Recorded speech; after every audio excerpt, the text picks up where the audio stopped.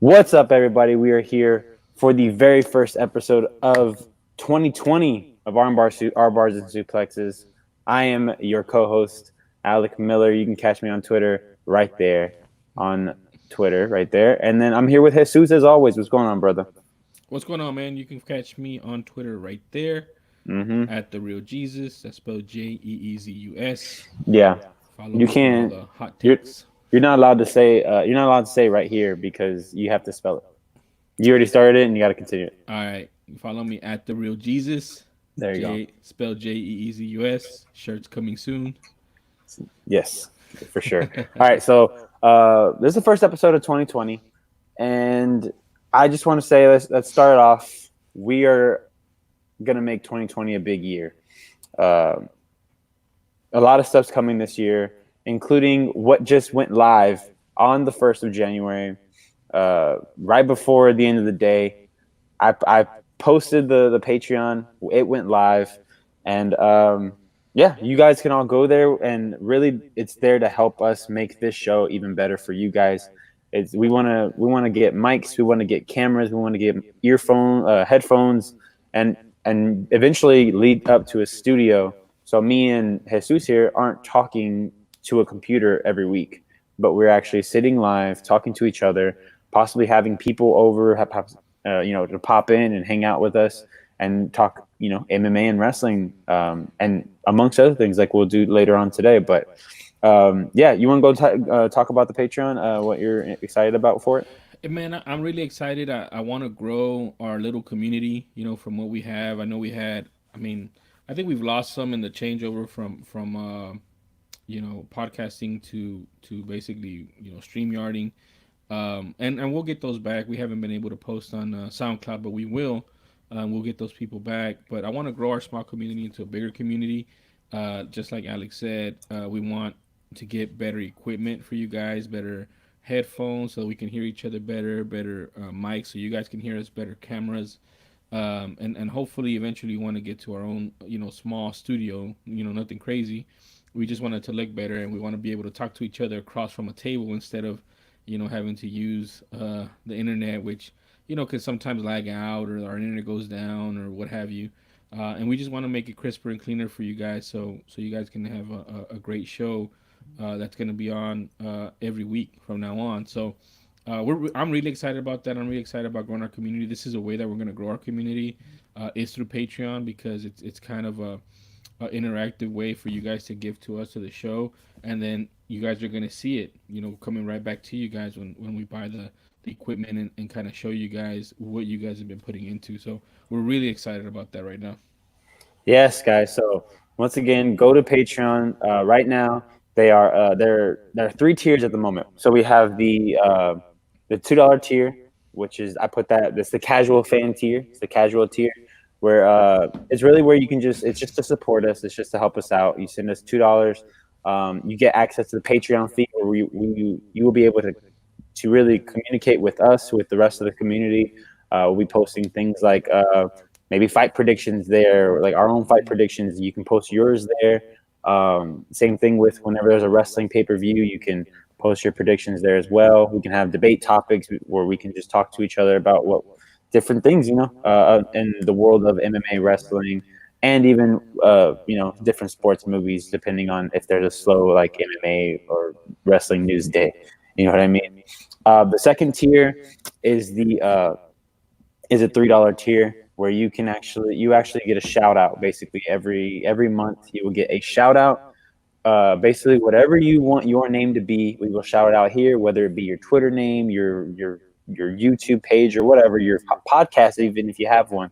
Your Get Instagram. your Instagram, whatever you want, shout it out. Basically, as long as it's yours. I'm not here to hand out free promotion for someone else's podcast, but if you have your own show or your whatever that you're interested in, um, every month you will get a shout out on the live show, first show of every month after the payments go through, basically. So that's a really cool tier. And then the final tier at the moment, obviously, we will add more tiers as we grow. But for now, you have the $5 tier, which is the question tier. Basically, you get to ask us a question once a month. Every week, Depending on how many people we have in that tier, a person will be chosen, and they will ask a question, and not only will we answer that question, but it will be at length. It will basically be like its own little segment, not just like, oh yeah, and then move on. Like we will actually discuss it at length, and you can hear our opinions on whatever it is that you guys want to talk about. That's your chance to control the show. Well, and I could tell you right now, Alec, here's the goal on that tier for the asking the question.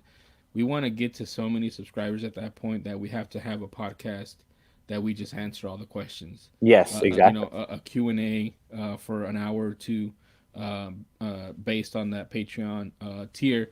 And I mean, that's the goal. That would be the goal. That'd be great. That'd be awesome. We can fill it up and have a whole podcast dedicated to your questions, Hmm. and we'll answer them, man. We'll answer them. We'll go through them. We won't just BS them and say yes. Absolutely. Who's your favorite wrestler, Brock or Kane? And we say yes. That's not gonna happen. No way. Everybody knows Alex's favorite wrestler in the whole wide world is Brock. So we're gonna Absolutely. have a whole section dedicated to that.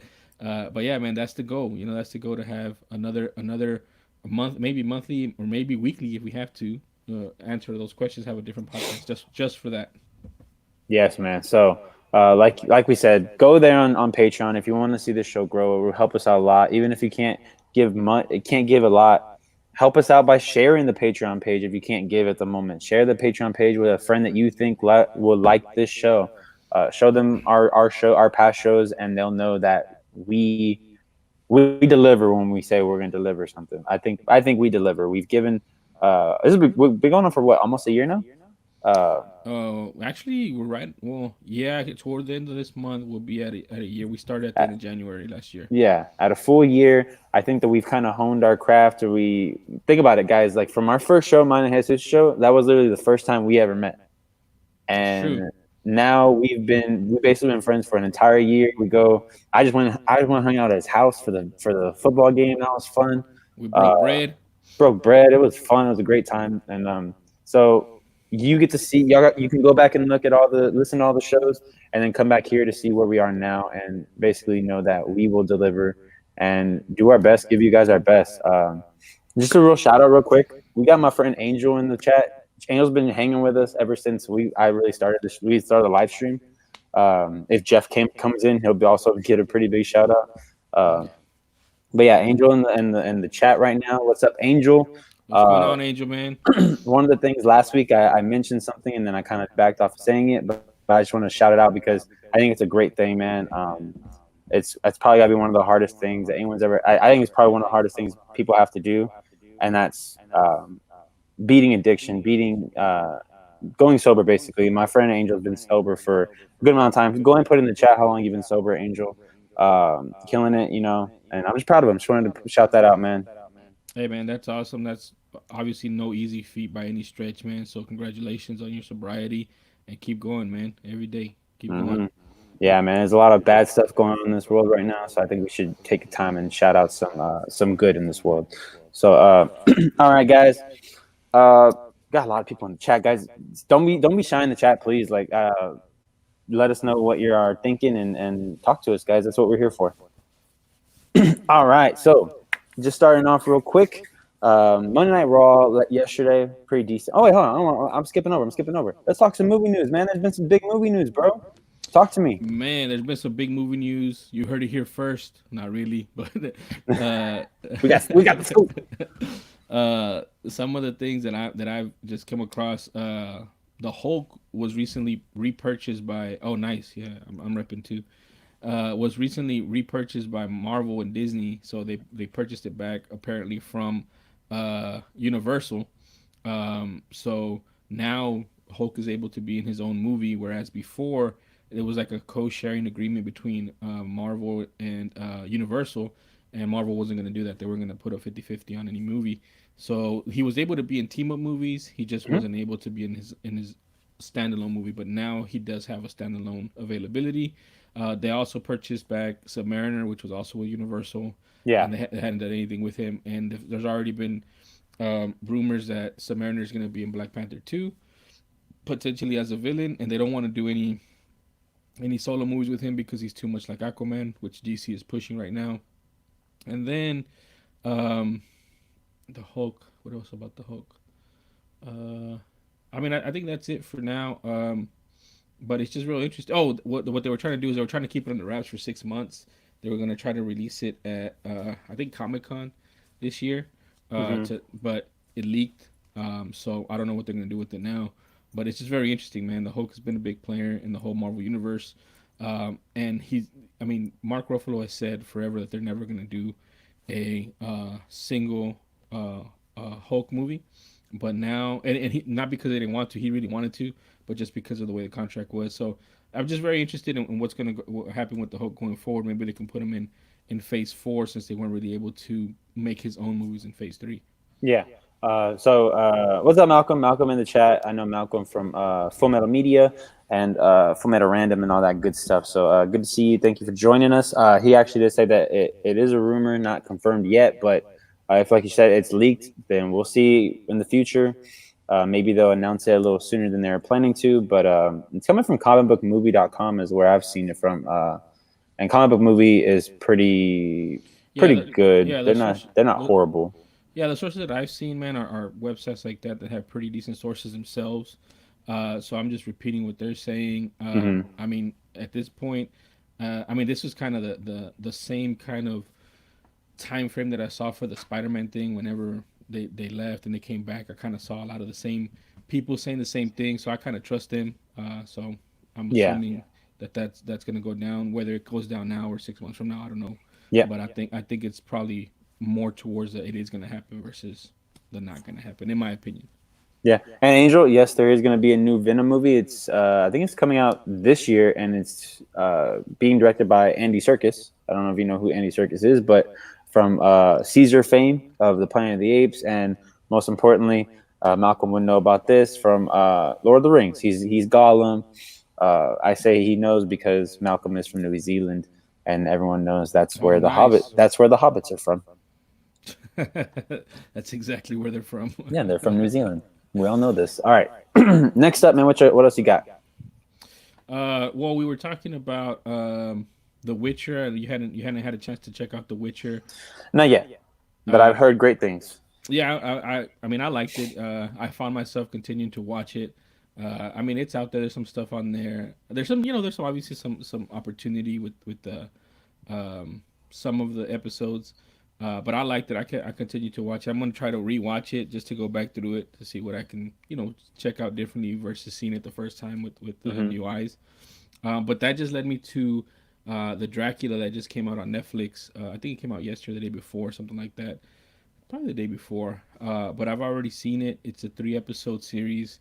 I thought it was gonna be 6 or 8 episodes. And it's very interesting, man. It's just different. Like I think you mentioned that your friend said something like, uh, he said something like, he doesn't know if it's any good yet, but he's still watching it or something like that. Oh yeah, it was Mark Ellis from the Schmoes. He was on the Schmo Entertainment Network today, and he was talking about that. Meanwhile, I actually donated to them just so that I can get a little shout out for the show Oh, on nice, their man. on their Streamlabs. So it was pretty cool. But yeah, he said that he's like he's like it's I don't know if it's good, I don't know if it's bad, but I do know that I was entertained. So if that's Yeah. all it takes, man, it is what it is. I'll probably check it out soon because I've been a big horror. I'm already a horror fan, but I've been on like a big horror kick because I've been listening to this band Ice Nine Kills, and all their music from their most recent album, which is called The Silver Scream. All their songs are about horror movies. Oh, really? So like they have one about it's called The American Nightmare about Nightmare on Elm Street. Thank God It's Friday, which is Friday the 13th. Stabbing in the Dark is Wow. Halloween. They have Scream, Edward Scissorhands, and then in their other album before that, they have a song about Dracula, and it's actually a Hmm. really good song. So they also have one about the Exorcist, and that's probably their best song. Yeah, I saw the whole 3 miniseries, and I was trying to go to episode 4, but apparently it's only 3 episodes. So I mean, I guess that's how they ended it. That's okay. Yeah, But yeah, man, just check it out. I guess when you have some time. I will. Malcolm said that the reason he hasn't said that is because he hasn't seen any news anywhere else. Yeah, I Uh, mean, I think we'll hear something soon. It'll probably be all over like the shows. Collider just got rid of all their shows, so I don't know where people are getting their movie news lately. But mm. um, yeah, Angel we'll see said what they're happens. still they're still keeping Tom Hardy as Venom. Angel. Yep. Check it out. Came I'm, out Monday. Yeah. and we're not sure if I'm not sure yet if we're not Mike. Well, I'm gonna say Michael Shannon. What the hell is his name? Which one? Freaking from he's Carnage. Why am I blanking on his Woody name? Harrelson. Woody Harrelson. Thank you. Woody Harrelson is.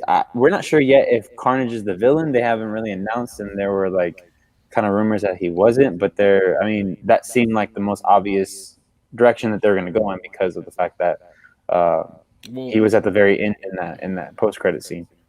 I mean, yeah, you think it's gonna be him because of the post credit scene, and it's still uh Hardy as Venom. I mean, Yeah, that's yeah. I mean, we'll see what happens. I don't know for sure, but I think they said that they're gonna do maybe him getting out of jail was gonna be like maybe towards the end, but I don't know. We'll see what happens. I'm excited. I'm actually really excited for that movie because I love Andy Serkis. Andy Serkis is one of my favorite actors in the world of acting, and I actually liked Mowgli, the Jungle Book movie that he did with Netflix. I actually liked it. It wasn't bad. it's It just wasn't as good as the Jon Favreau one, but it wasn't bad. yeah, it's just different. It's just different. I mean, It was different. I enjoyed it. I mean, he's dipping his toes into directing, and he Hmm. didn't do a bad job on it by any stretch. No, yeah, it was Uh, good. It just has it had the unfortunate problem of coming out after that Jungle Book movie. That's all. That he was a was great Jungle Book movie. he wasn't first, man. You got to Yeah. be first. Think about like what they had when Armageddon came out, you had Deep Impact, and I think Armageddon did better than Deep Impact, even though people would. I don't know. I haven't think I've seen Deep Impact, but You ever Armageddon's one seen of Deep those. Impact? I've never seen Deep Impact, but I know Armageddon is just like dumb fun. Like that's a fun movie, but it's not a good movie. it's Yeah, it's they have one of those space warthogs jumping around in yeah, an it's not asteroid. good, but it's fun. And It's fun. I then like Deep Impact too, though. Deep Impact was legit. a few years ago, you also had like the President movies where with Olympus Has Fallen, and then right after that, White House Down comes out, and and Olympus Fallen got better like received. I think it's a better movie. I love the Has Fallen series of movies though. Like, they're really good. You love Gerard Butler I love Gerard as an Butler. action star. Yeah, why not? He's Leonidas. Isn't he from well, he's from somewhere, not New Zealand, but like Australia over there. I think he's Scottish. Oh, I don't know. What was my take on Rob Zombie's Three from Hell movie? I don't think I saw that one. I haven't seen it either. After Rob Zombie's Halloween 2, I did not care about Rob. I don't remember. Halloween 2 is a bad movie. The Rob Zombie one, That's a nice way to put it. it's not good. I don't want. Why is Jason? I mean, Michael's mother following him around. It's annoying. And then why could Lori see her? Lori didn't know who she was. Makes no sense. I mean, I don't even think I finished watching that movie, man. I'll be honest with you. But I was watching just as bad movie right now on. I didn't even know Doom Annihilation. I don't know why it was on my Netflix. what is that? I don't know. I started watching. I was like, oh, this is pretty bad, but I'm just gonna keep watching it. Yeah. And I'm like halfway through, and I was like, yeah, it's pretty bad, but it's just funny. All right. Also, what came out earlier this week was hey, I like Rob Zombie, but Halloween 2 is bad. Everyone says it. I love House of a Thousand Corpses. I love Devil's Rejects. Uh, Now speaking of that, Ice Nine Kills is a song about Devil's Rejects, and it's a great song and it's a great movie. But what do you want me to say? Like Halloween 2 is bad. I'm not gonna can't get change it. can't get Being last. being nice from what? I mean, coming out after Get Out, because Get Out is a damn near perfect movie. Yeah, man, that was pretty spot on. I was Uh, talking. Good. No, I was gonna say I was talking to my brother about it the other day, and I forgot what we were looking at. I think I was looking at some old VHSs that said something like, you know how they have that method in there, you know, Hmm. like whatever method. What was it called? The something method or something. What do they call it?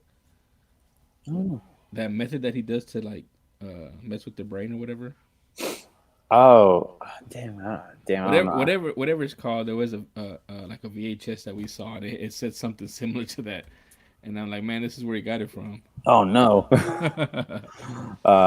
Also, what came out earlier this week, or I guess it was last week. I don't remember. The Quiet Place 2 part 2 trailer. Quiet Place. And did you watch Quiet Place?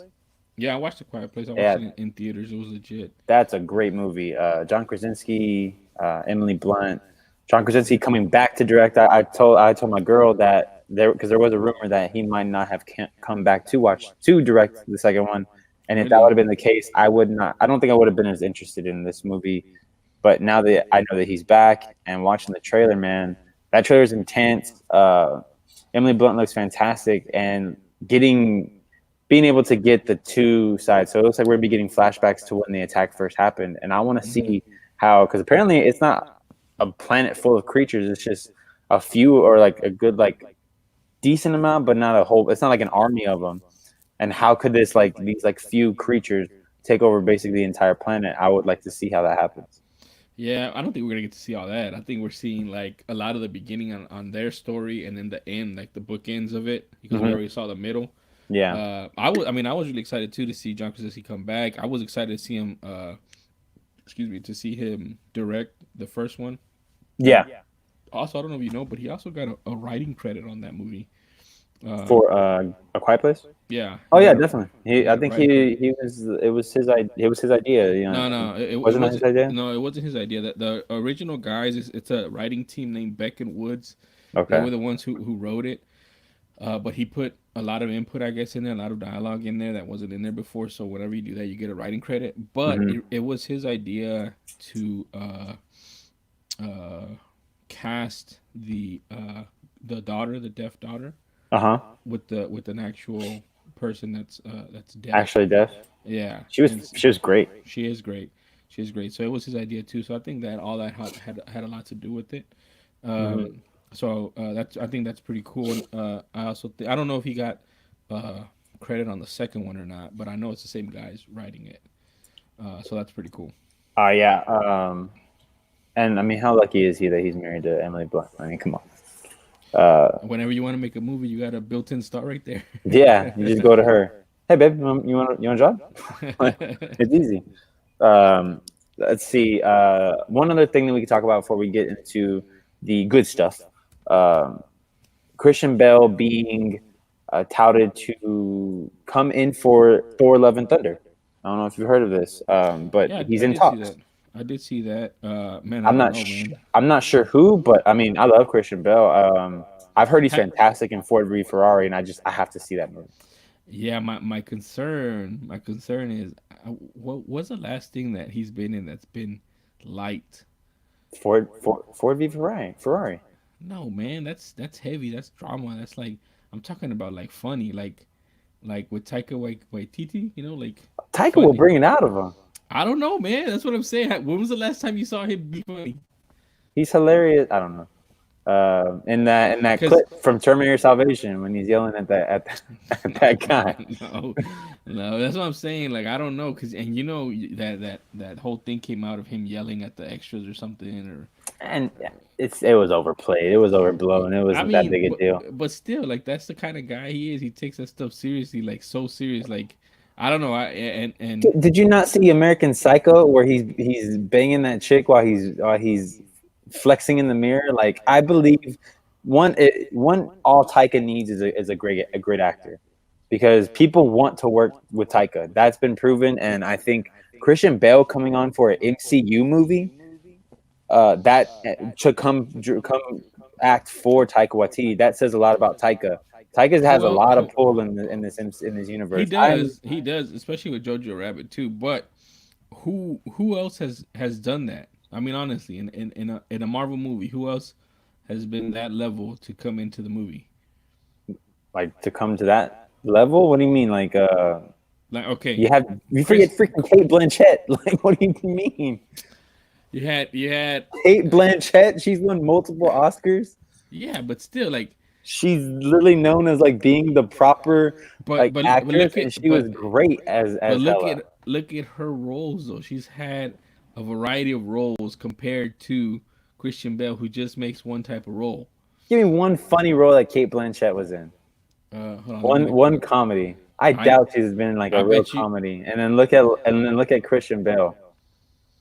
I could Like, tell you Christian Bale Christian is a Bale's. great actor. I think he can. All he needs to do is come into this world, let Taika get his hands on him, and boom, you have a hit.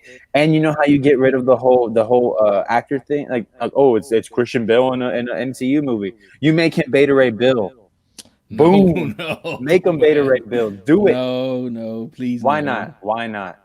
I don't think so, man. This is a great actor. Why do people like to hate on Christian Bale?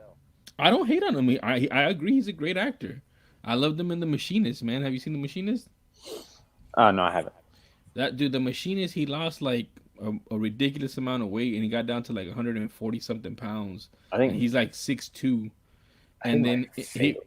he followed that up right after that and put on like 210 pounds of muscle to play Batman. Hmm. You know, so he's very dedicated to. And then I mean, he just plays he plays a lot of great roles, man. I think So my favorite role of his actually is the fighter.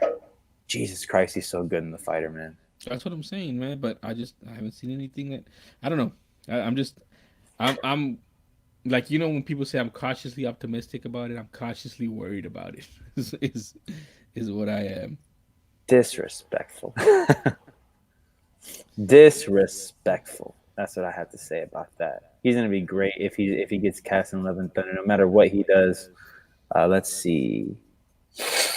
He was in The Big Short, which was a comedy slash drama. It was a The dramedy. the Life Aquatic with Steve Zissou, Kate Blanchett.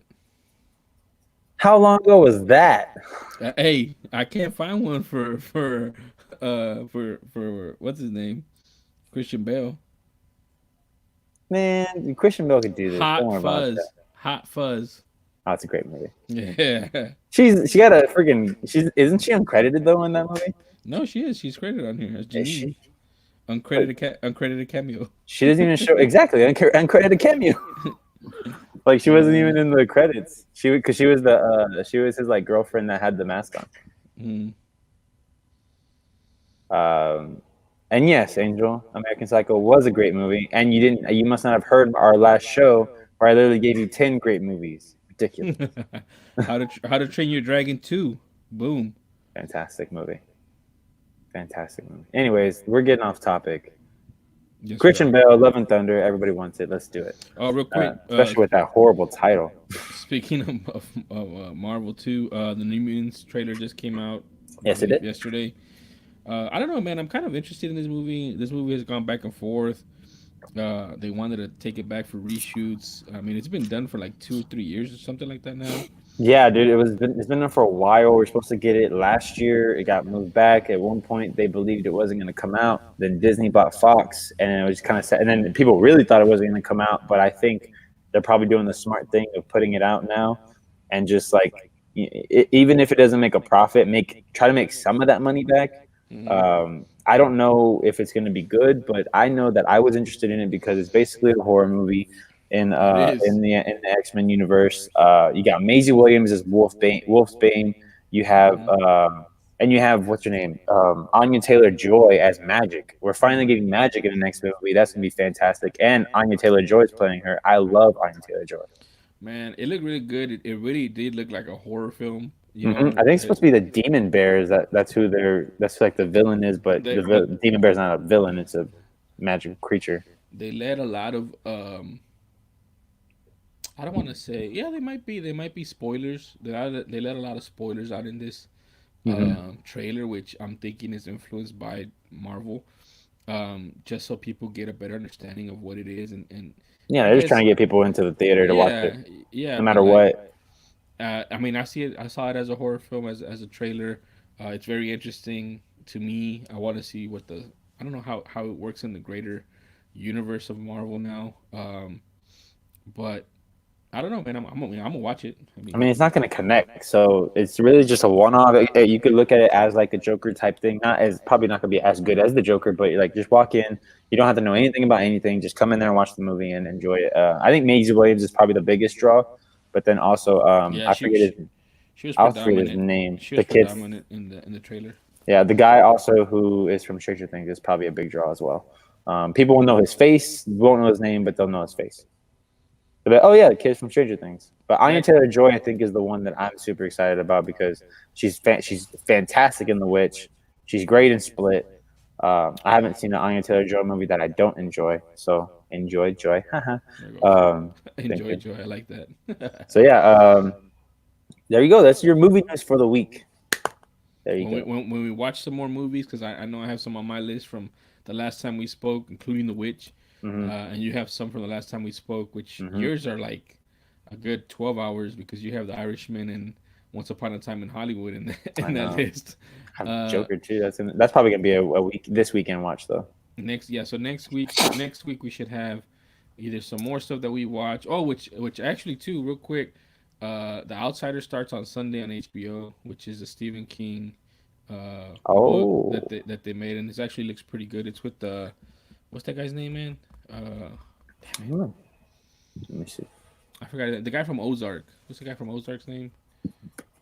Jason Bateman. Jason Bateman. It's with Jason Bateman, and it looks really good, man, on the previews that they're showing on HBO. So I'm kind of excited about that. I like anything Stephen King, pretty much. So I'm excited about that. And then there's that. I think the documentary for that Aaron Hernandez is coming out pretty soon on Netflix too, which I'm interested in. I'm super excited about that, man. Obviously, whenever crime and sports and documentaries like when they mix and mingle is something that I'm gonna be at the front of the line to see, man, and that's just Yeah, really interesting to me, man. yeah. It was Jason Bateman in The Outsiders, and that is coming out. Just say what day? Sunday should be Sunday, Sunday. Okay, cool. That sounds cool. so Sunday's jam packed, man. Yes, it is. Shut up, Angel. Just saying. All right. So let's jump into some wrestling stuff. We got some big stuff coming out. Just a little quick thing on Raw, Monday Night Raw. We had Brock Lesnar open up the show with Paul Heyman, basically coming out and saying that Brock Lesnar will be entering the Royal Rumble at number one. It's kind of weird because I don't know why he's entering the Royal Rumble because he's already the champion.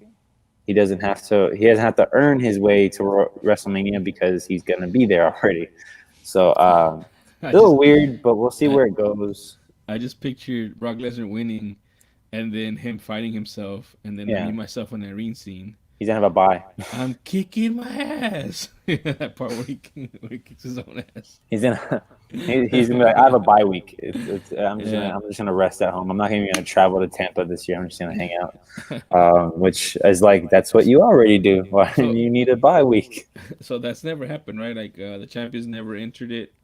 No, it's a little weird. Not without being forced to. Like this is him saying he's gonna enter at number one, so he's gonna be the first one basically. So I was thinking, basically, we're gonna see for the first like 20 minutes of the Royal Rumble, Brock throwing people out the ring.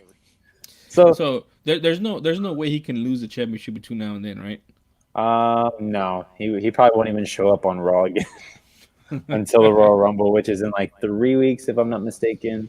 And Um, where's the Royal Rumble at, man? Just to remind in everybody. H Town, Texas, where I will be at the Toyota Center. Oh, not the Toyota Center, at Minute Maid Minute Park. Maid at Minute Yes, at Maid. Minute Maid. I can't wait. I'm so pumped.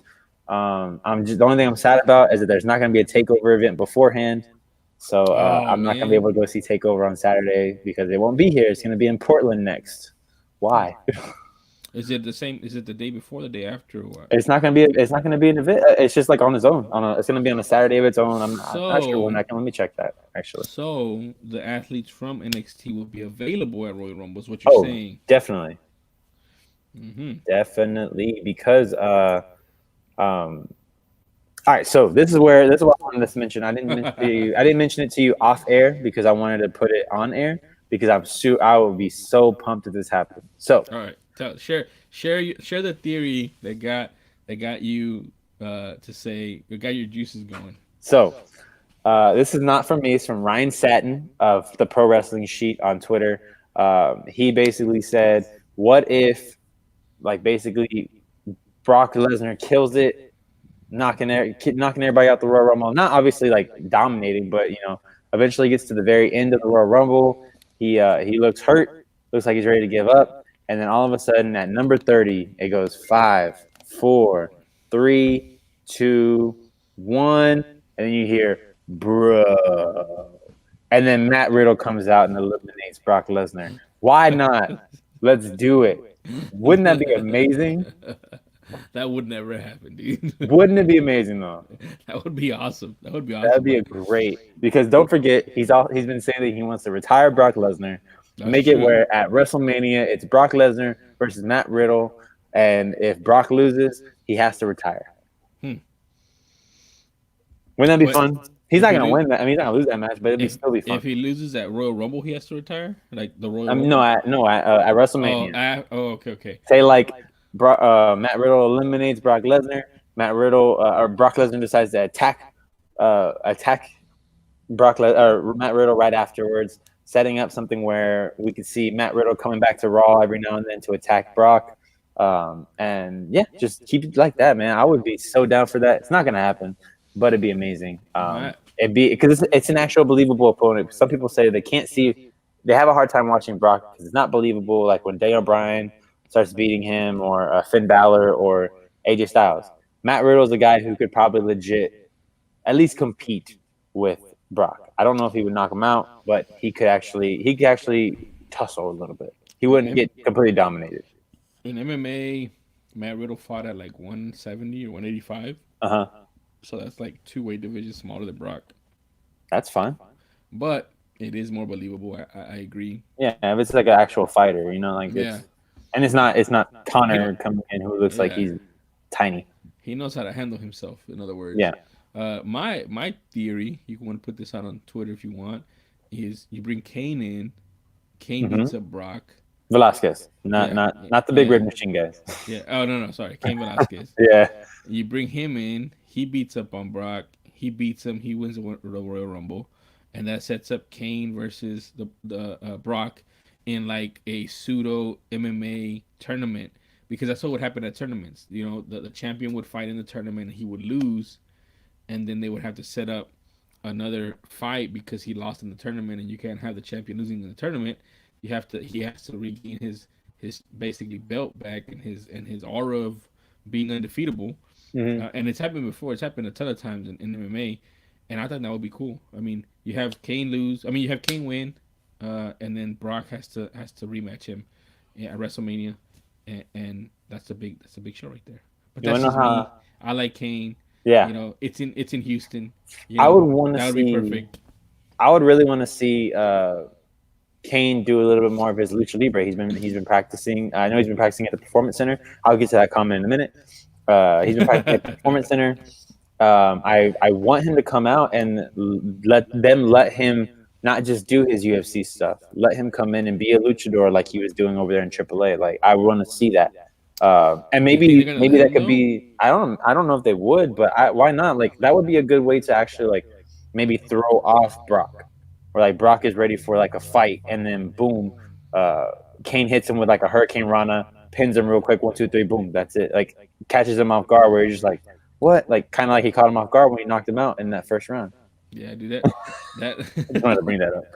That would be I mean, that would be the best. Like, I mean, that's awesome in my book, in my point of view. But I don't know, man. You said that they were doing that angle for a little bit with Kane, and then he kind of went to the shadows, and he's at the performances too. Yeah, I think it's just practice. I think he's just kind of. They're trying to get him better in the ring. They signed him multiple years, if I'm not mistaken. Like, I want to say a 3-year deal. But he's I mean, he's more than serviceable. He did really good in AAA, and he was doing some high level stuff. I mean, yeah. The problem was he was doing Hurricane Ranas, man. Come on. Yeah, the problem is that at freaking Saudi Arabia, they wouldn't let him do any of that. That was the problem. Is that everyone's like, okay, fine, let's see Kane, because they probably hadn't seen that AAA video of him wrestling in AAA, and then they saw that horrible showing. That wasn't really a horrible showing. It's just that they basically had Brock squash Kane. And it's like, guys, I know that Kane can actually beat up Brock. I've seen it happen before. Like, you think I'm going to believe that he got beat this quickly? No, like, let Kane work. And I think maybe they didn't trust him. But now maybe him working at the Performance Center will let him show that he can hold his own in the ring. Because you're right. He did sign because he informed the UFC that he was retiring. Yeah. And he got out of the testing protocol. Mm-hmm. And you know how I know Angel is new to the show? Because I hate Brock Lesnar. I don't care if you say Brock Lesnar sucks, because I agree with you. He's He's not lying. He's good. lying. He loves to hate him, Angel. He loves Although to hate him. I did like after he won the Money in the Bank, I was like, let's see more Brock like this, where he looks like he's actually having fun. But now he's back to champion, having been champion and disappearing with the damn title. So I don't care. All right, so let's go also jump into another thing. Also, before I forget, I can't believe I forgot.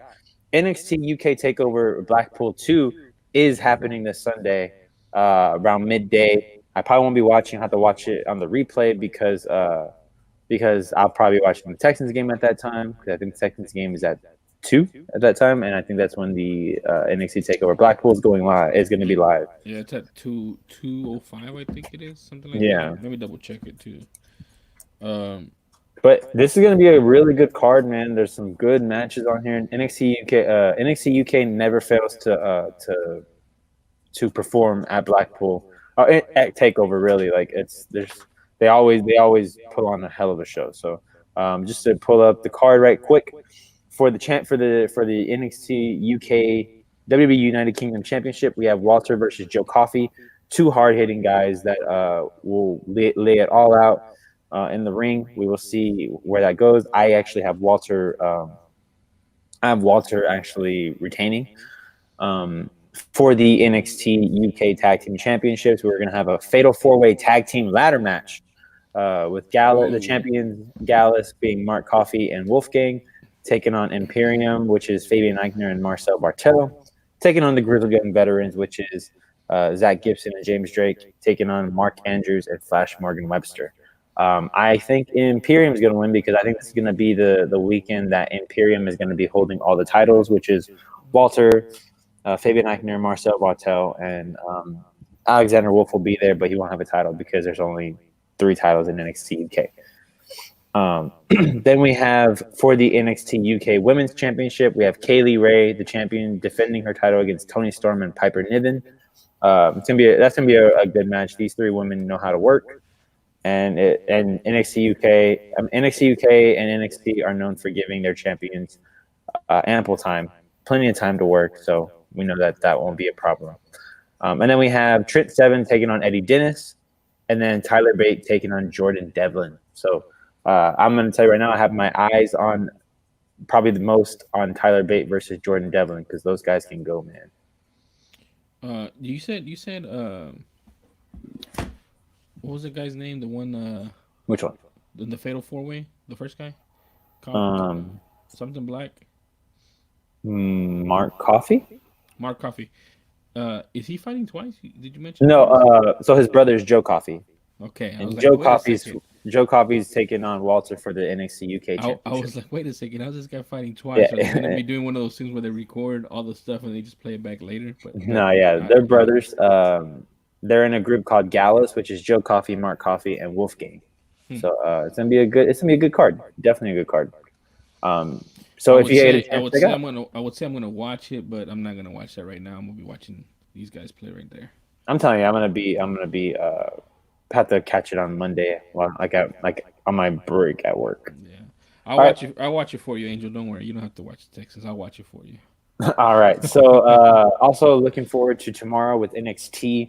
We're gonna name a number 1 contender for the NXT North American Championship, which is being held by Roderick Strong of the Undisputed Era, and that's gonna be the Fatal 4-Way consists of Keith Lee, who you know, Dominic Dijakovic, who those 2 guys have put on 3 barn burner matches. They're both tied, and then the third one was a draw because Roderick Strong decided to come out and attack both of them. Then you have Damian Priest and Cameron Grimes. So I think the smart choice right here is to give the championship to Keith Lee. I would say let Keith Lee go towards the NXT championship, but it's too packed up there at the NXT championship at the main event level. You have Tommaso Ciampa, you got Tommaso Ciampa, Finn Balor, Johnny Gargano, and then adding Keith Lee, and all of a sudden you're just like, there's too many people there. So let Keith Lee wrestle for the NXT North American Championship and showcase him like that, so he doesn't have to fade off into the background. That would be the smart thing that I would do. That's what you're calling. Yeah, I'm gonna say Keith Lee to win this match. Okay. Next up, the Dusty Rhodes Classic starts. So I don't know if you know what this is, but basically it's a tag team tournament that takes place every year. It's called the Dusty Rhodes Classic. It started the year after Dusty Rhodes unfortunately passed, so they named it after him. And it's basically a tag team tournament. The first match is going to be the NXT Tag Team Champions taking on the NXT UK Tag Team Champions, which is Bobby Fish and Kyle O'Reilly of the Undisputed Era taking on Mark Coffey and Wolfgang of Gallus in this first round matchup. So this is going to be a really good match. I'm going to say When is this card happening? tomorrow.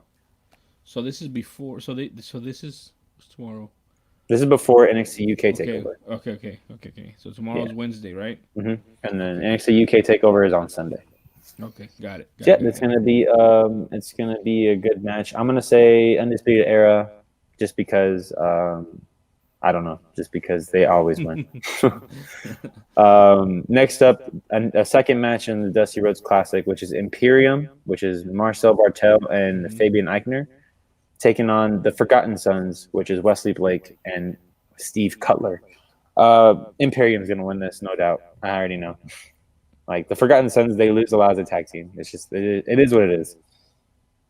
And then we're gonna find out what's next for Rhea Ripley. So I don't know if you know, but Rhea Ripley defeated Shayna Baszler for the NXT UK Championship in the last NXT.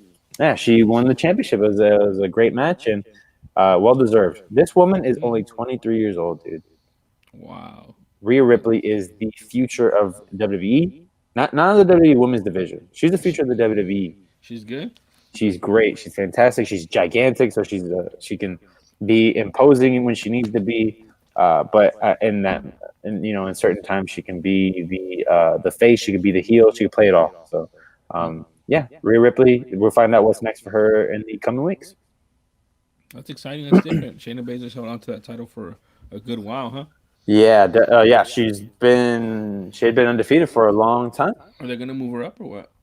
That's the question, man. We'll see what happens. I mean, you told me she was ready last year, but they were just trying to. She should have been. I think Jessamine and Marina were holding her back, honestly. But I'm gonna say yes, she's gonna move up, and I think she's gonna be one of the final four in the Women's Royal Rumble. So I don't know if she'll win, but she'll be the final four. That would be awesome. I think. Yeah, I think so too. Because if she wins, she could challenge Becky That would be awesome. or Bayley, who she beat both of them in Survivor Series triple threat match. That would be awesome because that's like, another former MMA fighter making the transition, and that's just a different route she took than like a Ronda Rousey. Yeah. And I think that'd be pretty cool. Definitely. So, what else? All right, so let's jump into the AEW Dynamite preview, which AEW Dynamite is also taking place tomorrow. I think I might catch AEW Dynamite live and watch NXT on the replay. Whoa. You'll understand when I read you what's going to happen tomorrow. Okay. So, first off, it's going to be a tribute to the Legends of Memphis. Memphis wrestling. I don't. That's fine. It is what it is. I think that's like a pre-show thing. Then you have, for the first time ever, the Rhodes brothers taking on the Lucha brothers. So that's Dustin and Cody taking on Pentagon Jr. and Ray Phoenix. So it's gonna be a good match for sure. And hold on, you said that everybody's record reverted to 0. Yes, everyone's record is back at 0. And I mean, until last week. Last week there was the first episode of AEW for the year, and I can pull up the results for that. If it's true, then they're the PFL of wrestling now. Yeah, because they're just doing seasons. Basically, is what they're doing.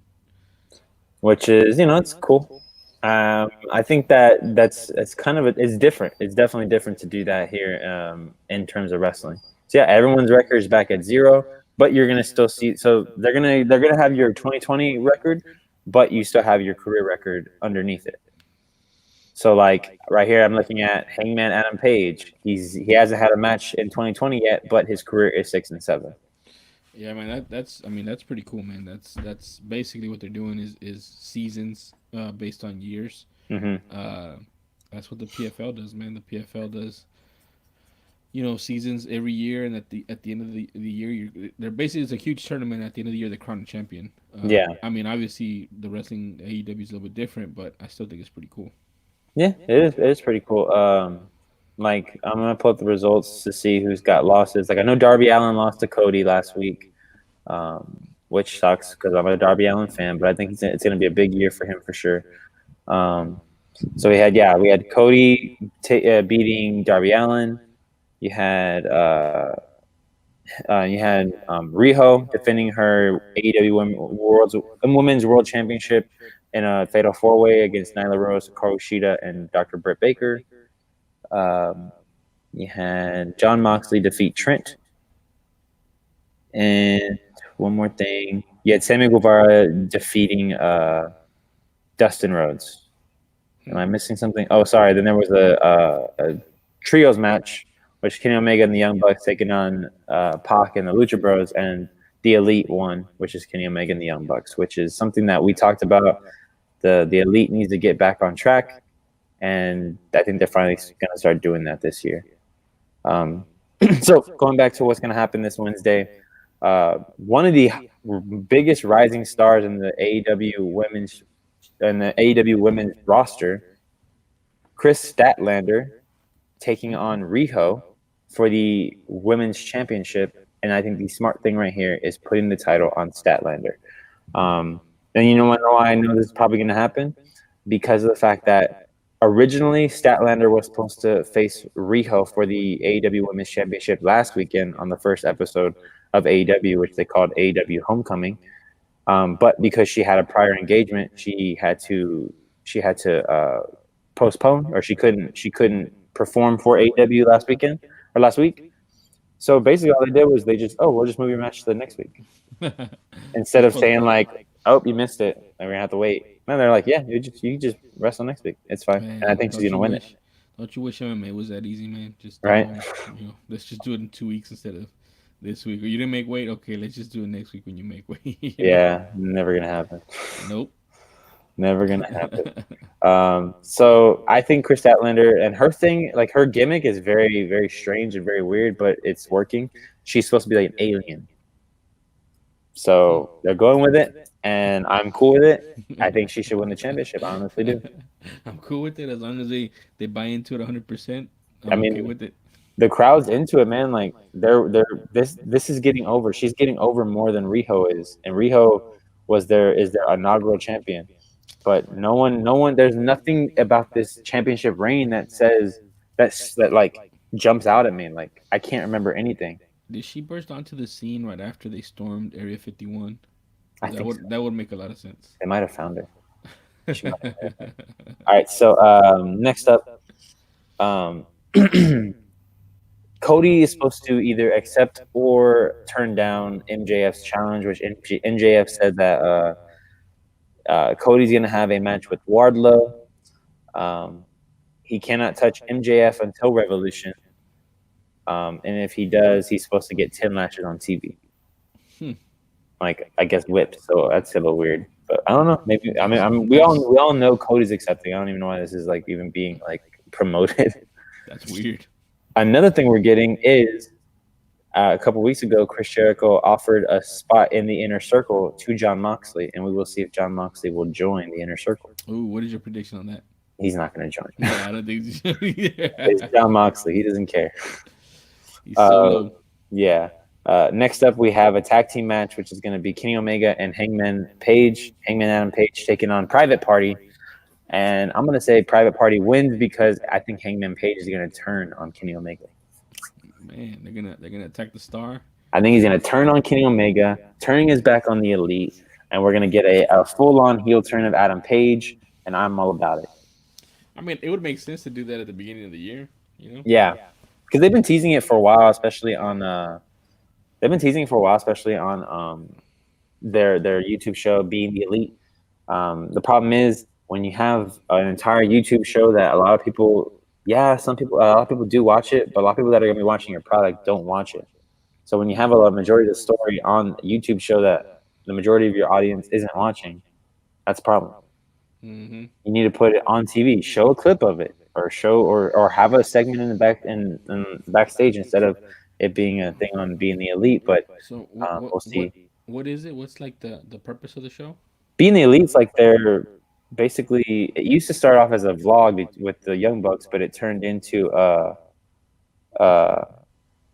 it's weird. I don't know who Bogus Life is. But anyways, yeah, it was just like a vlog, but then it evolved to them like doing like actual. Oh my God, we have someone ridiculous here. Um, Someone ridiculous. yeah, um, yeah. So it started off as a vlog. It moved on to them doing more scripted things, and What I'm trying to say is like that could be kind of like a contender series because remember contender series started on YouTube basically. Well, actually, it was Fight Pass, but a lot of the buzz was on YouTube after mhm, the fact. You know what I mean? Like it was like they would put fights, full fights, or the best fights, or the knockouts and stuff, and mhm. that's kind of where they got a big following. Or and then when they switched over to ESPN Plus is when it blew up. So maybe that's what they need to do. Like you said, maybe they need to switch over from the YouTube and put it on. Where did you want to put it on the before or after the show? I'm sorry.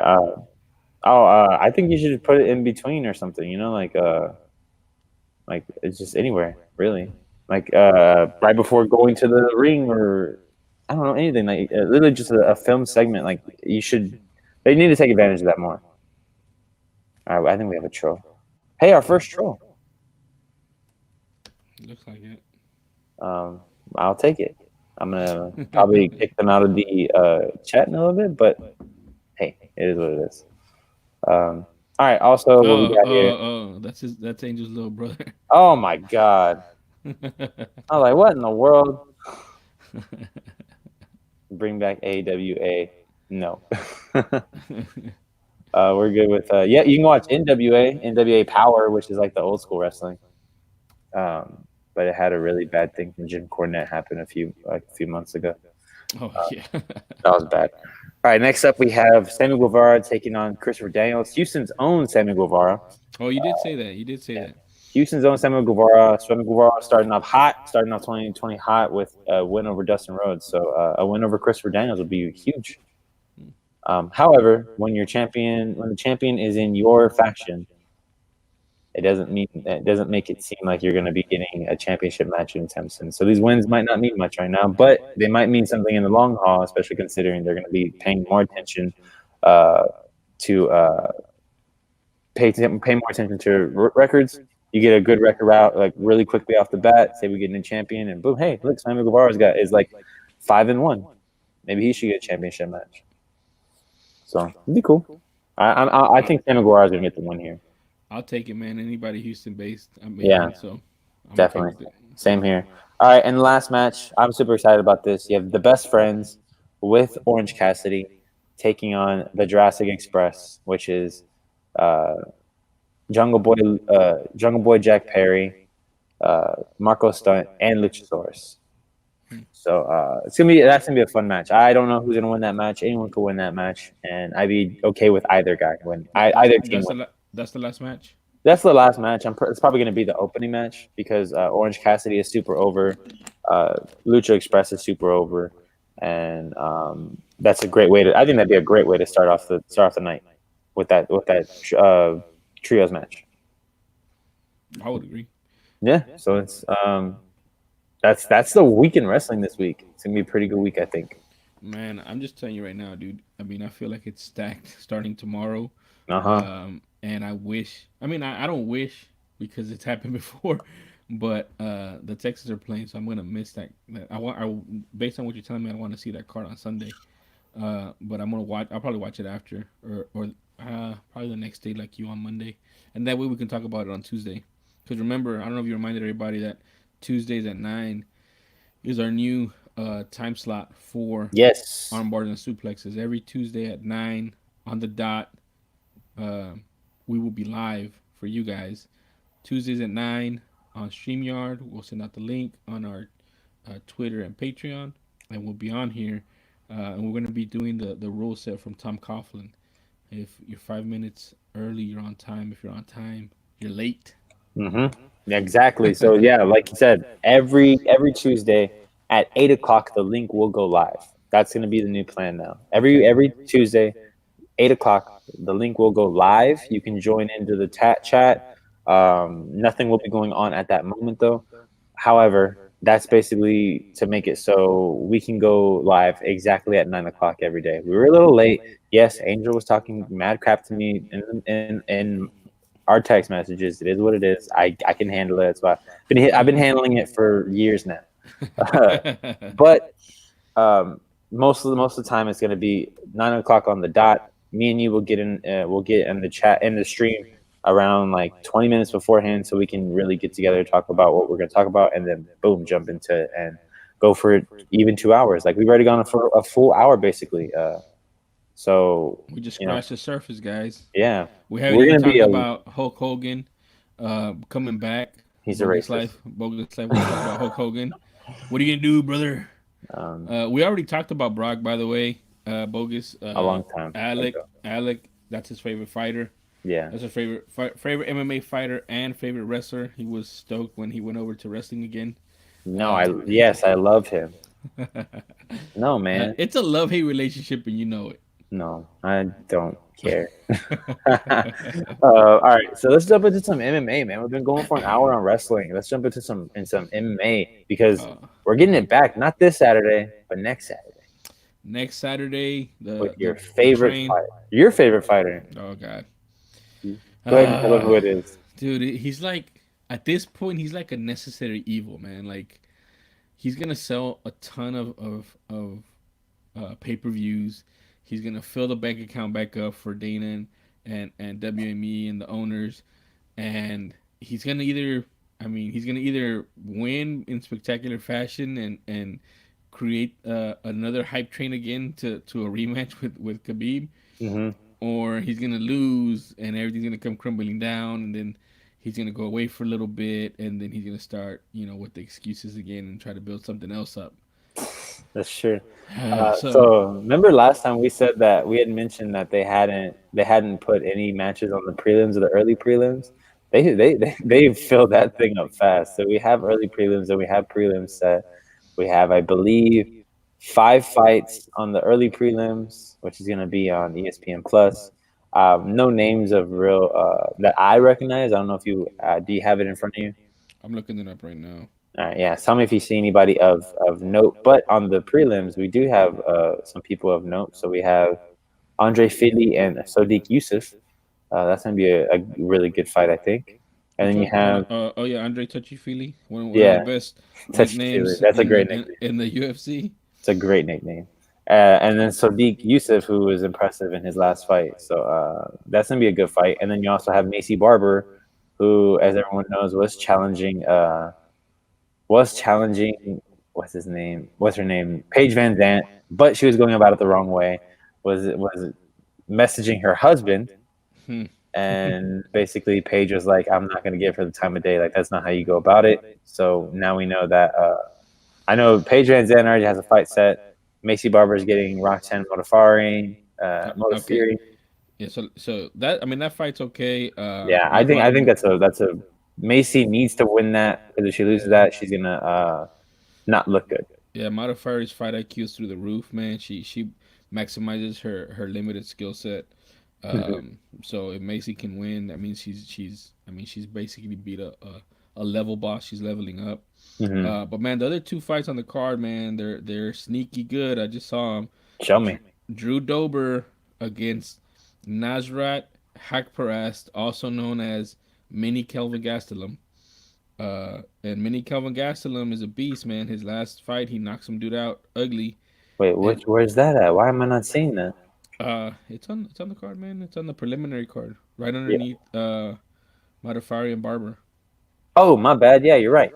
Yeah, and then below them is Chaz Skelly versus Grant Dawson, and I can tell you, Chaz Skelly, he's a scrapper, man. He's a scrapper, and Dawson is a prospect. He's 14-1. So All right.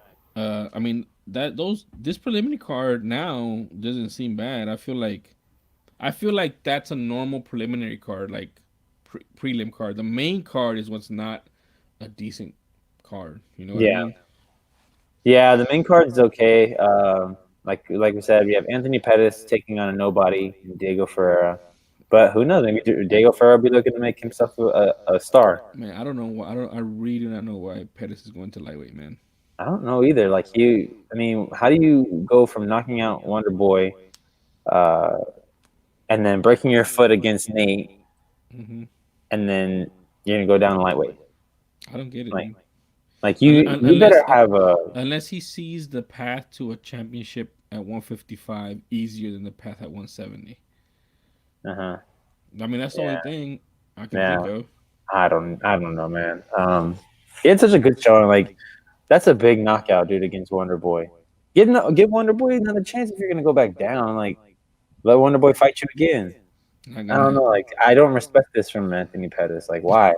That's I your don't. boy. That's your I boy, know. I man. love Anthony Showtime Pettis. And I love him. if he gets a highlight reel knockout, everything's okay. And you'll be right back on the train. He has to jump out the cage, man. He has to jump out the cage and kick him. Like, if I think the Superman punch him, be like, you already did it. Simpsons did Yeah. it. You gotta do something else. You gotta do a crane kick off the top of the Yeah, octagon. for sure, man. All right, next up, women's strawweight. I don't know what this really has to do with the rankings either. Claudia Gadelha, Alexa Grasso. Grasso needs a win because she lost her last fight. Yeah, But she lost it pretty bad. I think she was like, uh, what is it called? Outclassed, I think. can I look at her most recent fights? Yeah, I can. All right, so Claudia Gadelha's last fights, we have uh, she beat Ronda Marcos in July, and then before that she beat Ansarov, or she lost to Ansarov in which is like almost 2 years ago. You looking at Grasso? No, this is Gadella. Oh, okay. Yeah, yeah. So yeah, she's a win. She has a win loss win in like the past like 2 years. Yeah, so remember, Grasso lost to Carla Esparza Mhm. in Yeah, September, and she was outclassed in that. That was a majority decision. And then before that, she beat Carolina Kavakevich yeah, by that's good. That's good. unanimous decision. So she's been alternating wins and losses since Same as Gadella. 2017. So that's probably why they're fighting, man. Yeah, someone needs to get back on track. I will say Alex Grasso is probably the most adorable fighter in the UFC, but I don't know about this fight. It's probably going to be a decision, and I don't know. Yeah, well, I don't know. I think Gadella is probably a little bit better than Esparza. So I see Gadella winning. Outclassing her. Yeah, winning this fight. All right. I'm gonna go with Grasso. Why not? I like her a lot. All Why right. not? Next up, we have Alexio Oleinik taking on Maurice Green. Alexio Oleinik just coming off a win, didn't he? Yeah, he was supposed to lose though, if I'm not mistaken. Remember? Yeah. Who was it? He fought. Let Oh me no, see. he lost to Walt Harris To most who? recently. He Oh, lost to Walt Warhead. Harris. So Oh, yeah, yeah, yeah. That's he's on a 2 fight losing streak right now. in July. That's It right. was a bad knockout too. 12 seconds. Yeah, and then he before that he lost to Alistair Overeem, Yeah. and Oleinik then needs to win or hang it up. basically, man. I mean, he's up there in age already. He's how old is he? He's oh damn. I He is 42. Jeez, dude. Yeah, give it up. Yeah, he's 42. He's been fighting for a long time. I mean, he has some fights against some old school guys. And then you have the crochet boss, Maurice Green. Dude, Maurice Green, man. Maurice Green, ever since he was on Ultimate Fighter, he's this. I don't know, man. I think he used to play football. So he has this crazy athleticism. He's kind of chinny, but I hate saying chinny in the heavyweight division because any of those guys can knock out anybody. They're just so big, Yeah, and they throw with so much power, and forehands gloves don't do anything. Um, but he is kind of chinny, I guess, in my opinion, in my view. But he's really athletic. He's tall. And he knows how to use his range. Um, and he did good in the Ultimate Fighter house. He's a great like a good not a, he's not a I wouldn't say he's a good person. I don't know, but he's like a good personality to like be on a show like that. And he just caused a lot of drama. And he had the camera in front of him. I think he messed with people a lot just to mess with them because he was bored. Yeah, He's just been very interesting, and I've been following him for a while. He only has 3 losses. I think pretty good. he's not bad. I mean, I'm interested to see him, but I think they're kind of putting Olenek in front of him to kind of get a knockout and kind of move up. Yeah, Yeah, because if you lose to Olenek, it's not good. yeah, because he's coming off a loss from October where he got knocked out, and then hmm before that he had 3 wins in a row. Yeah. So we'll see what happens. Marine Screen has a big opportunity right here because Alexei Olenek is number 12. Even though he's lost his last 2 fights, he's still ranked. So getting a win over Alexei Olenek would go a long way towards Marine Screen breaking the top 15. Hmm. Definitely. So, all right, next up, the co-main event match, a fight that was supposed to happen a few months ago, actually, but got pushed back because of, I think, Holly Holm got a foot injury. Yes. So now we're getting Holly Holm taking on Raquel Pennington in the bantamweight division, which is the it's very stacked. Very stacked. Holly Holm, if she wants to stay in that in the top, and same with Raquel Pennington with Irene Aldana coming. Someone's got to get a really impressive win here. Well, Um, Pennington just beat Aldana. yeah, that's That's her right. last fight in July. I think I'm gonna take Pennington in this fight. I think Pennington's gonna get the win. I don't know if it's gonna be in a flashy way but she gave it to Irene Aldana. Like I know Aldana did not look good in that fight at all. Yeah, but Aldana is kind of. I feel like Aldana is tailor made to lose to a Pennington. Pennington doesn't do well with strikers that are better than her. So hmm she's lost to Jermaine Durandamy and she's lost to Amanda Nunes. She's on a And 3-fight losing streak. who? Pennington? Pennington. No, she just beat Aldana. Oh, sorry. Two. Oh, sorry. You're right. You're right. You're So right. My she beat Aldana, and then before that she had bad. lost to Durandamy and Nunes. Yeah. So and then before that she beat Misha Tate, who's also a wrestler. hmm So like she can beat wrestlers that have a little bit of striking, but strikers that are better strikers than her and can take her power, kind of beat her up. So I think Holly Holm might be a tough challenge for her, simply because Holly Holm is one of the best strikers in women's MMA, honestly, because she came over from kickboxing and boxing. Yeah. So I don't know, man. I feel like it's gonna be a tough fight for her. But then again, how compromised I guess I should say is Holly Holm, because Holly Holm is coming off of a few losses, right? She just Um, she got knocked out. she got knocked out by Nunes most recently. Beat Megan Anderson by decision. Lost to Cyborg in a 5-round decision. Um, and you have she beat Betch, lost to Duranamy, lost to Shevchenko. Yeah. So those are the last 6 fights, I think. Yeah. So in her last one, two, three, four, five, it's her last Lost, five. lost to Tate because remember she lost the title to Tate. Yeah, the last five, she's 2-3. Yeah, And the people she's beat are Betch Correa, which is not a great striker. no, And she's lost to. and No, she beat me. I'm sorry, she beat Betch Correa. She beat Megan Anderson, who's also not the greatest of strikers. Yeah, And she's lost two great strikers, Amanda Nunes, Chris Cyberg, and Jermaine Durandamy. So I don't know, man. I'm leaning Holly Holm on this one. you are okay. I think I'm gonna lean Raquel Pennington on this one. All right, let's get to the main event of the evening: Your boy. Donald Cerrone versus your boy Conor McGregor, Mystic notorious. Mystic Mac. Yeah, that's your man. That's your boy. I want to see how you see this fight. I think I told you. I think I've said multiple times, and I think I'm still sticking with it. If Cerrone can hold off the initial attack from Connor, I'm gonna start leaning towards Cerrone because we all know Cerrone has a late start. Cerrone's got to take a couple punches first. He's not gonna get knocked out easily. That's what I'm saying. But Connor, Connor's got power. Connor can knock you out. However, he's not going to be getting because I don't hear there's not the shit talk that we normally hear, the trash talk that we normally hear from Connor, which means that he's probably taking this fight extremely seriously, but while also having respect because I know he respects Donald, he respects Cowboy.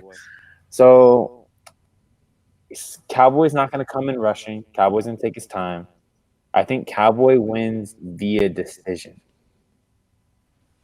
But I think the reason why he's going to win by decision is because I think he's going to get knocked out. So you That got front kick's going to catch. He's going to catch Connor at one point. the thing about it is, if I look at it and who Connor has lost to, so who has Connor lost to Yeah, Nate recently? Diaz, You know, Nate Diaz, Khabib.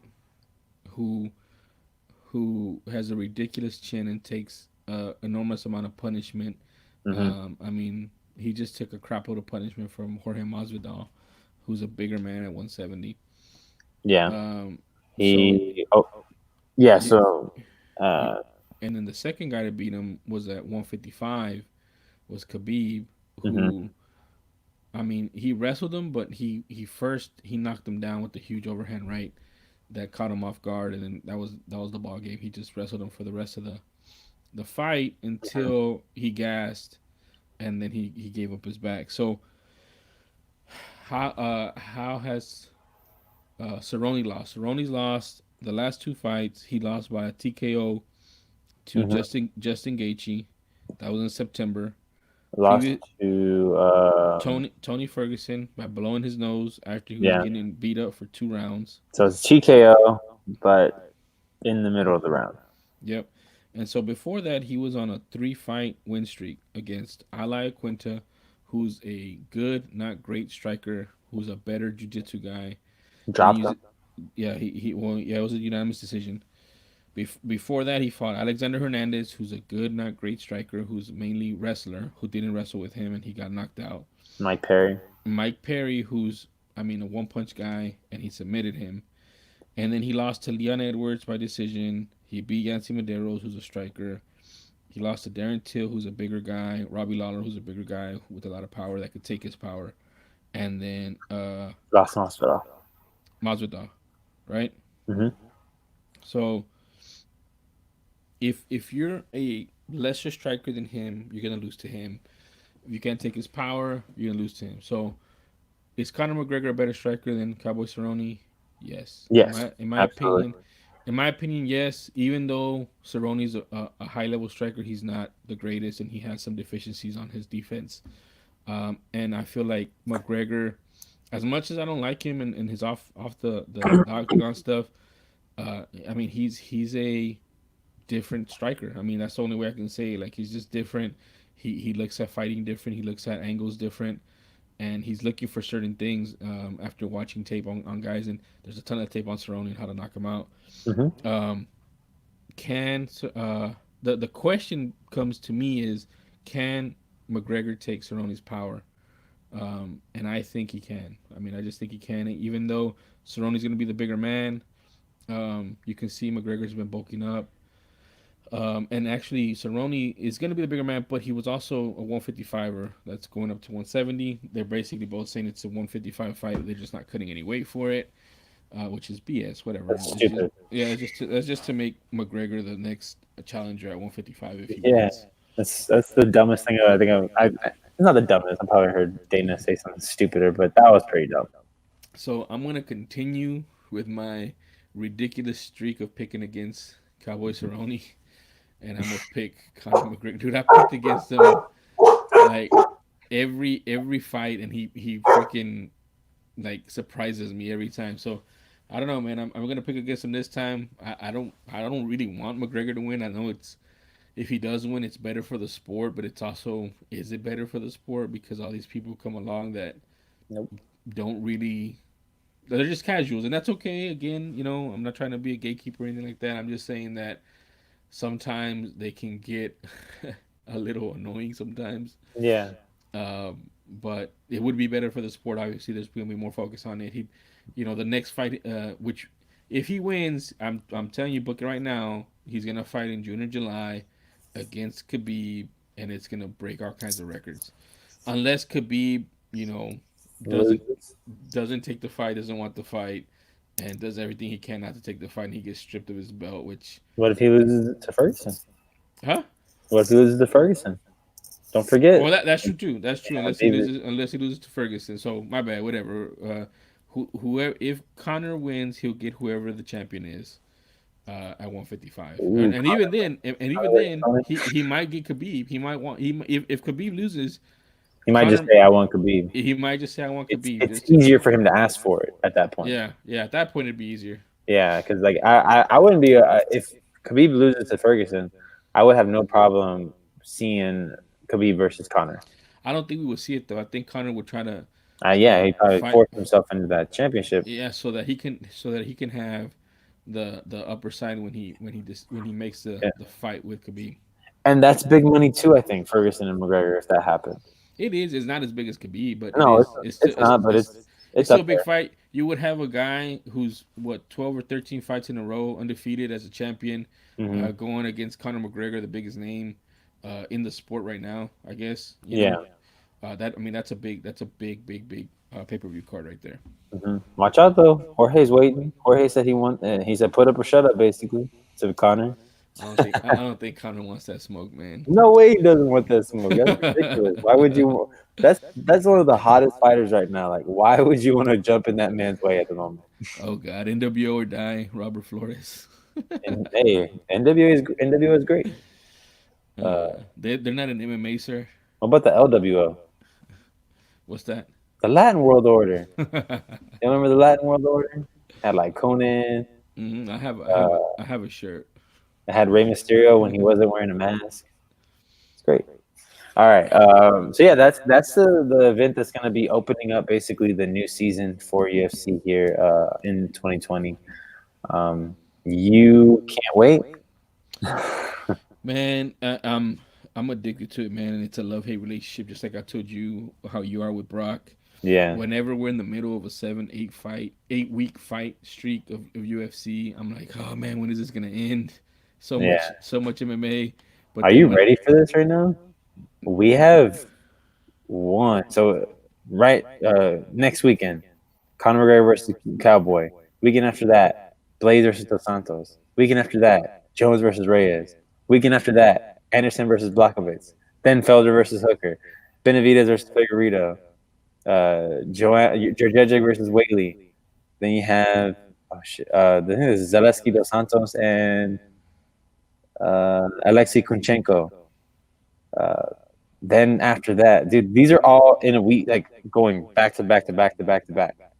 There's one right after that, and it looks like it's Uriah Hall taking on somebody. Uh, yeah, oh no, sorry, Darren Stewart versus Marvin Vittori. Which these cards aren't fully set, but they're cards. And yeah, then weekend after that, is there a the weekend? like It's basically basically going every they're week. yeah, they're not fully set, but we're gonna have fight cards. You Yeah, know? the it's going basically from January 2017, January 17th. Right? Did I have that right? Did I say that right? Or sorry, 18th, all the way to March 28th, which is Ngannou versus Rosenstruck. And then you have a pretty almost a basically a month break, not 3 weeks, 2 weeks until we get to Khabib versus Ferguson. Hmm. So that's insane, man. Like basically, this is the NFL schedule. Yeah, man. I mean, it's it's breakneck. The only thing I can think of why it's like that right now is one, Dana White wants to break the record that he set in 2019 as far as the biggest year that they've had, and it's all falling in place, man. All It's a these lot, fights are too, man. great fights to begin with. They're all pretty much great fights. Like the big ones are great fights, even the prospect fights. But they're all setting up bigger fights, and I Mm. think that's a big deal. You know, Like look like at Ngannou versus Rosenstruck, basically the number one contenders in the fight. yeah, You would think. Whaley versus Joanna is gonna be a big fight. That one's gonna be exciting. hmm Benavidez versus Figueredo, crown a new flyweight champion. I Uh, mean, what else? it's just a lot right now, man. And and they Yeah, still haven't announced Triple C, or have they announced Triple C? I don't think they have, they right? have not announced Triple C. So that's a big one to me when he comes back from surgery. I mean, it's a lot. They haven't announced contender series yet. I know they've announced that it's going to take place in China, Shanghai, at the new performance center there. Um, I mean that I don't know if that's the real, like the legit one that's been going on, but I Which know one? that they're having a contender series in Shanghai.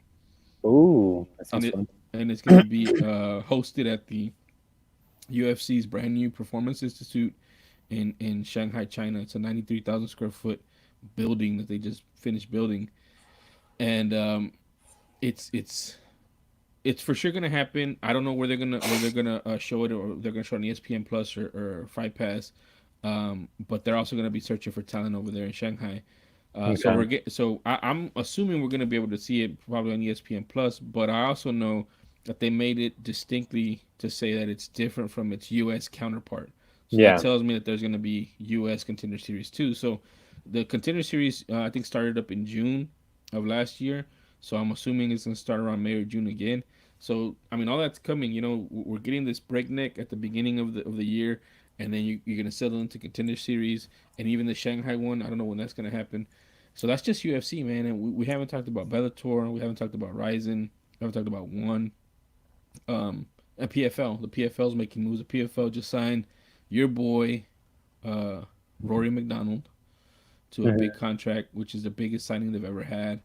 And that's a big deal, man. I think he's gonna compete at 170 pounds.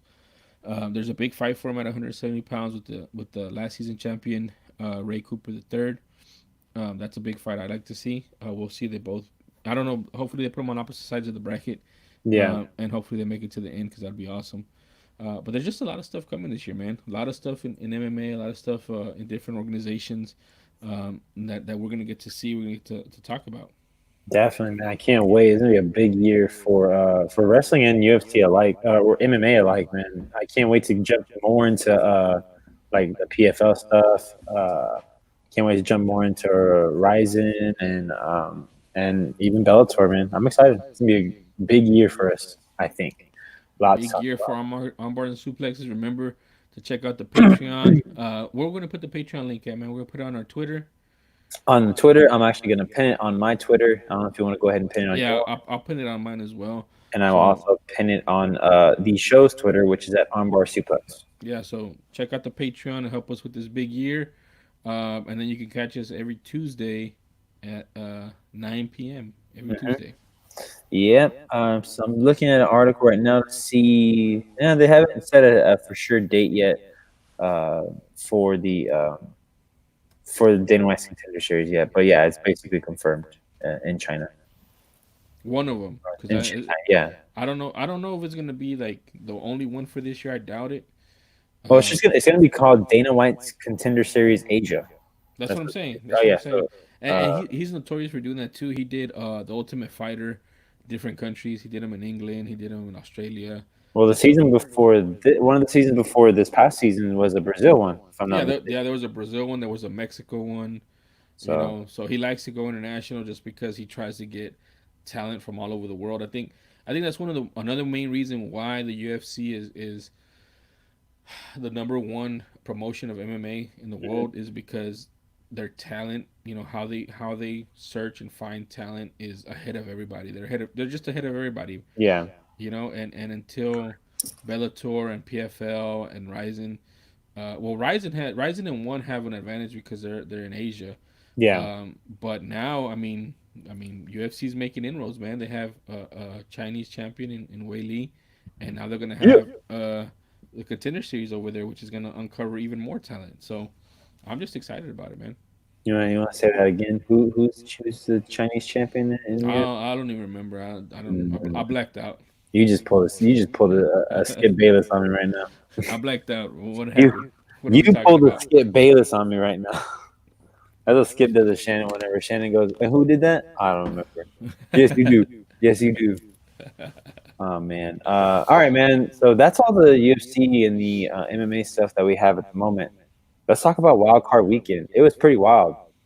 Oh, dude, it was so Pun much not fun though, intended. man. It was. I love this was the best Wild Card Weekend that I've seen in a long time. I will say Yeah, that. I mean, the two Two main, yeah, overtimes, two overtimes. two overtimes. Only one home team won. It's a big weekend. So, and Angel, I will post it on Facebook one more time. I posted it on before, but I'll post it again because Angel said he doesn't have Twitter. So I will post it on Facebook or I'll We'll send you pro- the link actually. we'll probably have to set up a Facebook too, probably. Yeah, we will. I just, it's we have a lot on our plate at the moment. Yeah, we got a lot of stuff going on. We'll We got a lot- get to it. We'll get to yeah, it. we'll definitely have a Facebook post though. But I could send you the link personally. Honestly, I'll text it to you, so you can go and check out that and send it to whoever you want. But yeah, guys. So once again, bringing up the Patreon one more time before we jump into Wild Card Weekend. Remember, $2 tier gets you the access to the Patreon feed, which has gonna have like exclusive chats with us and the rest of the community. You have the $3 tier, which is the shout out, the monthly shout out. You can shout out, get whatever you want shouted out, whether it be we can be your company or whatever, anything you want. We would mention you here on the show the first of every month, the first show of every month. Hmm. And then the last tier, which is the $5 tier, which is get your question asked on the live show, and you can hear us mention. You basically control the show. That's you being a producer, basically. Yeah, and the goal is to get enough questions on that tier to have our own, separate show of just Q&A. That's what we'd like to Absolutely, do. absolutely. So yeah, whatever you can, honestly, whatever you guys can provide.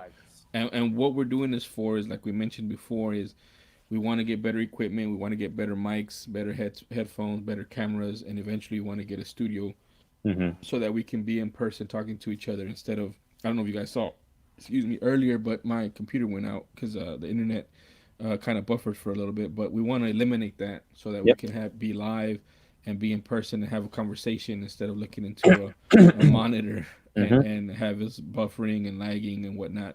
Yeah, it So makes it. that's what the Patreon's for. Yeah. Also, it's to communicate with us, it's so that we can be a little bit more closer to our fans and to The our community. supporters. Really, yeah. So we're not just guys here talking through a screen. I know how monotone, how weird it can be when you're just talking over and over again. There's not that interaction. I want that interaction. Honestly, I love this comment section right here. I agree. I agree. So yeah. All right, let's jump into the wild card weekend. So if you're not a football fan, sorry guys. I hope y'all enjoy this show. But these next 30 minutes is going to be Or pure football maybe talk. if you're not a football fan, hopefully this conversation We'll can make you one. maybe, yeah, like dip your toes in it just a little Yeah. bit. So this past weekend was wild, pun intended this time. I see what you did there. Thank you. So it was a great. I'm not. I don't get embarrassed, Angel. Sorry. I might have gotten embarrassed a long time ago. I don't get embarrassed anymore. I think when you come on this on basically put yourself out there on the internet, you got to kind of like stop being embarrassed because you're gonna do stupid things all the time. So it is what it is. We're not perfect by any Yeah. stretch, man. My past is my past. It happened. I'm not embarrassed of anything in my past or whatever.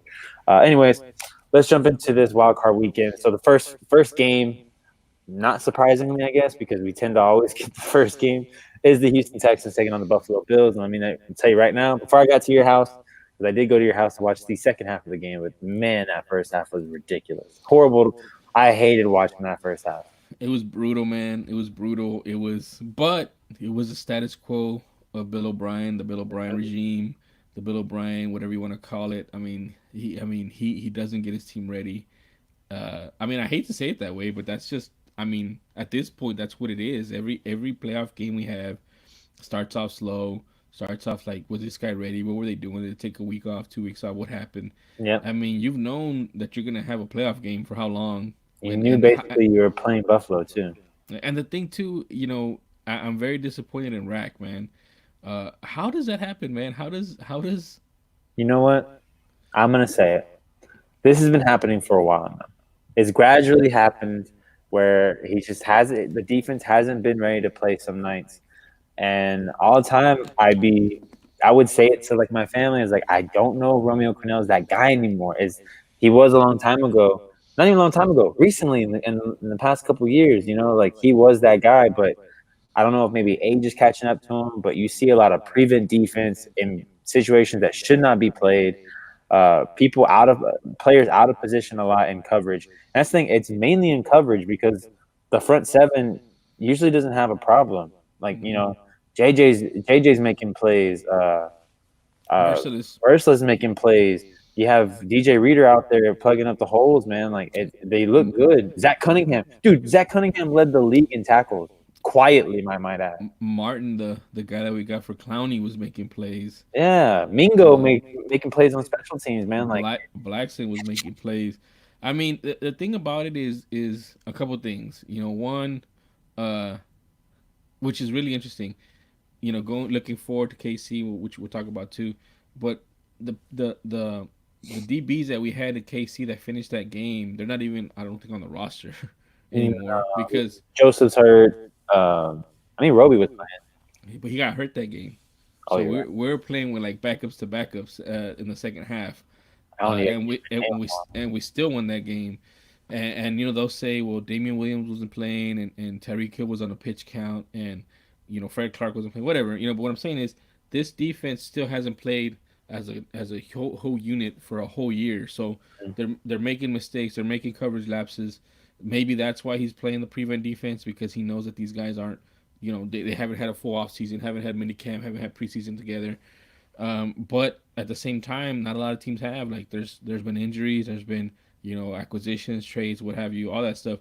But I agree, man. Like his bend don't break defense has been a lot more bending, in the last couple years, hmm and it just gets frustrating, man, because you know a Bob team, a Bill O'Brien team, had never come back from a deficit of 16 or more points, and they came back this time. Yeah, That's but not gonna happen again, and that's not gonna happen not to every against team. Kansas City. It's not gonna happen against Kansas City. If you come out with the first two quarters that you had in the wild card game, you're gonna get boat race, man, and they're not gonna look back. They're gonna keep their foot on the pedal, and it's gonna be another 41-7 beat down from a hmm top team that you beat earlier in the season. So it's just a little frustrating. It kind of doesn't allow us to, as fans, to enjoy it, because you're like, oh man, like I don't want to say we got lucky, but we got lucky on a lot of things, Yeah. like John Brown not touching his toes for that catch, that huge catch that could have led Yep. to another touchdown. The Garyon Conley tip pass, Yeah, the one in the end zone. yeah, That was a beautiful. exactly. That was a beautiful defensive play. Yeah, and don't get me wrong, we had opportunities as well. The two picks that Roby should have had. Roby should have had two picks. And One of them was a gimme. one was a pick six, man. Yeah, I mean, right in the so breadbasket. we did have some things on our side too that we could have said, but it just sucks coming out, being down 16-0, playing like crap for the first half, and then having Deshaun Watson, win the game in spite of our coaching and our lackadaisical, hmm um, energy basically for the game. Yeah, and you can't depend on a JJ Watt sack at in the red zone to get this team hype because against because Kansas City Patrick Mahomes doesn't really get sacked, man. Like he gets Mm-mm. sacked every now and then, but it's not often, and it's not impactful like that where it's like yeah, like get crazy. Like it's more probably like he's probably just trying to do something crazy and Well, went down yeah, like he's basically I mean, he's Patrick Mahomes. He was he did he win the MVP last year. last Yeah, year? last year. So he's MVP. Like that's not that's how many steps above Allen. You know, Yeah, it's a lot. you know what I mean. Like, so we're Mahomes is probably his top three quarterbacks in this playoffs. that's what I'm saying. So Playoff we're not getting a new guy. We're not getting a guy who's gonna get flustered. We're not getting a guy on the road. We're on the road. You know what I mean? Like we cannot play. The Texans cannot come out the same way and expect to be even competitive in that game. Yep. So So who you got? Texans, I got the Chiefs. Texans, man. I have I'm to gonna have go the Texans Texans. two. Close game, probably by field goal by Kaimi Fairbairn. So that's what I'm gonna go with. I'm gonna agree with you there. All Yeah. right. So real quick though, All right. um, we don't have the same team. They don't have the same team. I'm still I'm super scared of Kelsey, man. I'm super scared of Kelsey. Um. Hmm. Tight ends, dude. Tight ends in the Tight ends kill us.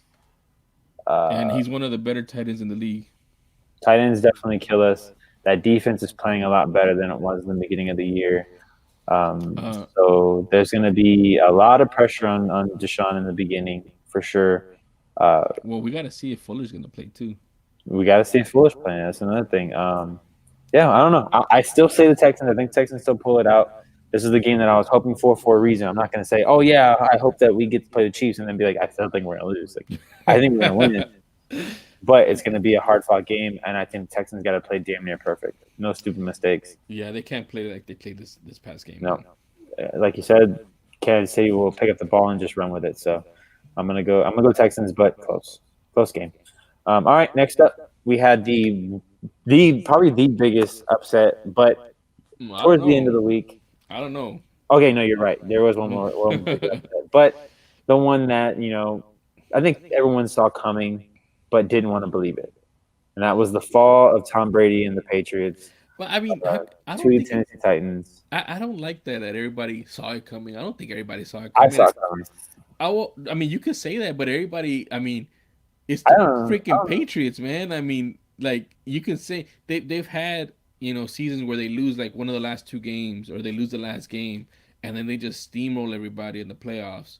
And it's not like Tennessee were freaking world beaters. You know what I mean? Yeah, Like it's not like it was Baltimore coming in to New England to that New England saying, "Oh man, they're gonna get whooped no, up on." It's Tennessee with Mike Vrabel. You know what I mean? It's not but like it was Tennessee. Derrick Henry. That's what it was. It was Derrick Henry coming yeah. in against this defense that has not been playing well against the run these past like in like I think it was last 6 7 games. They dropped from top five in run defense to Hmm. what 13th I think it was. Yeah, yeah, Like and that's bad. That's not good. that's not good. That's a huge And drop off. and all Vrabel did was take advantage of that. I mean, He's just playing dives. just like Bill Belichick would have done, they just rammed it down their throats, man. Didn't Uh, Tannehill just like throw the ball like 7 times? no, it was I think it was like 13 Not total. 13. That's not. Yeah, That's dude. pretty good. Like he doesn't have to do anything except not lose the game right Yeah, now. and Uh, and and Derrick Henry had a career day. He had a franchise record for rush yards, man. mhm. And he was he 200, right? yeah, he had Oh, a was it 200? 204, 202, something like that. Yeah, But then he had some yards catching too. So he had like I think he accounted for like 71% or something of their of offense. the offense, dude. You He's a know, monster. He's a man on a mission. all they had to do was stop the run and they couldn't. You know what I Yeah, mean?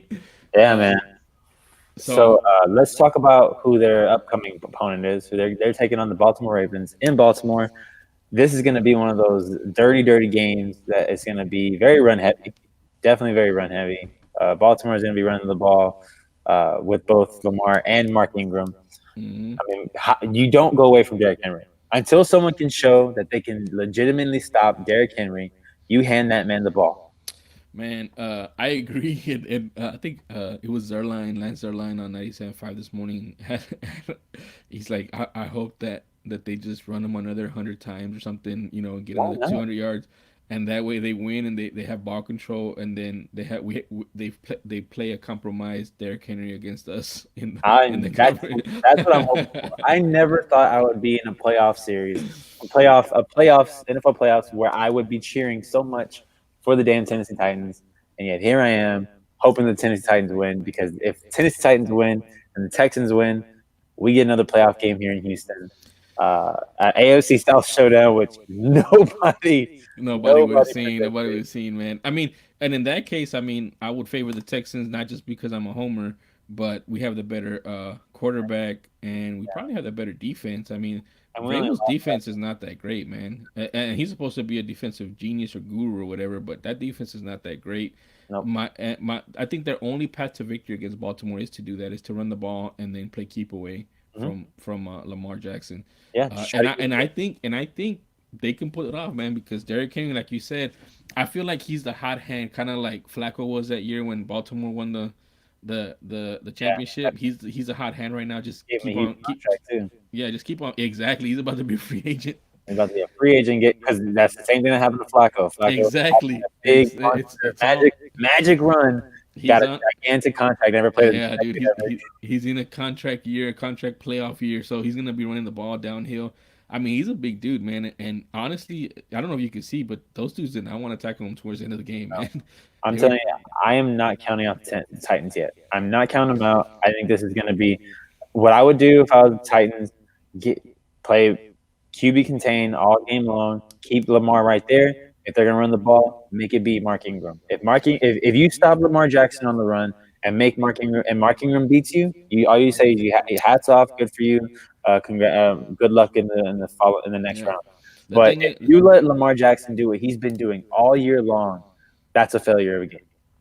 yeah, he's not the same guy that lost at the beginning of the season, and it's easier said than done to stop Lamar to spy him because he still gets It is his runs. But somehow if it freaking was me, Andrew's man, always open. I mean, I think how Belichick would think on this game. You know, like how do you want him to beat you? Well, you want to beat you in the air. You want him to make passes. Yeah, So just stack the box, play one man over, and play man and try to get him to beat you. You know, or yeah. maybe even zone, play even zone to try to get him to beat you over the top. See if he can Play, and see if he can see the zones because I mean we haven't seen the passing attack as I mean what you would think it is for an MVP candidate. He's literally doing it with his legs, and I yeah. mean, he's So MVP no doubt. But take that away from him, man. yeah, Take that away from him, and just see if he can beat you over the top. And then on the other side, just run it down their throats, man. This Baltimore defense has been underappreciated or undervalued, I guess, because Lamar Jackson on the other side is doing all kinds of things. But hmm they have a stout defense too, man. They have a yeah, pretty stout defense. So I they have mean a tough defense, but I still think they could run it on them though. I don't think yeah, they're that's what I'm saying. yeah. That if you're gonna go into that game saying Tannehill, you're gonna throw the ball 30 times, and we're You're gonna doing, but concede. that's the thing. They're doing the same thing. They have to put stack the box and not let Derrick Henry beat them. So Yeah, they want so Tannehill to beat. who can get the stop? Yeah, they want Tannehill to beat him over the top. So they got to stack the box too and make sure that Henry doesn't run over him. But man, I'm telling Yep. you, they New England was trying to do that and he was just running through him, man. Like you said with Lamar, it's easier said than done. I think with Derrick Henry, it's the same thing. It's easier said than done to say. You go down there and tackle Derrick Henry. Yeah. I ain't. Uh, I think Big Sarge tweeted he was like, "Would you rather spend an entire year with your ex that cheated on you and is going to keep cheating on you, but you can't break up with her, and she's just real shitty, or would you rather try to tackle Derrick Henry?" And I was like, "I think I'm going to take the X. I think I'm going to go with that because Derrick Henry doesn't shy away from hitting. He wants you to hit him because he wants to hit you back. yeah, because he's gonna put it on you harder than you're gonna put it on him, man. That dude's Exactly, he's like what 6'1", like 230 something like pounds, that. Man. something He's like a that. big dude. Once he gets going, dude, and he puts his that pad level down, I mean, He's got sneaky speed too, man. Like he's fast.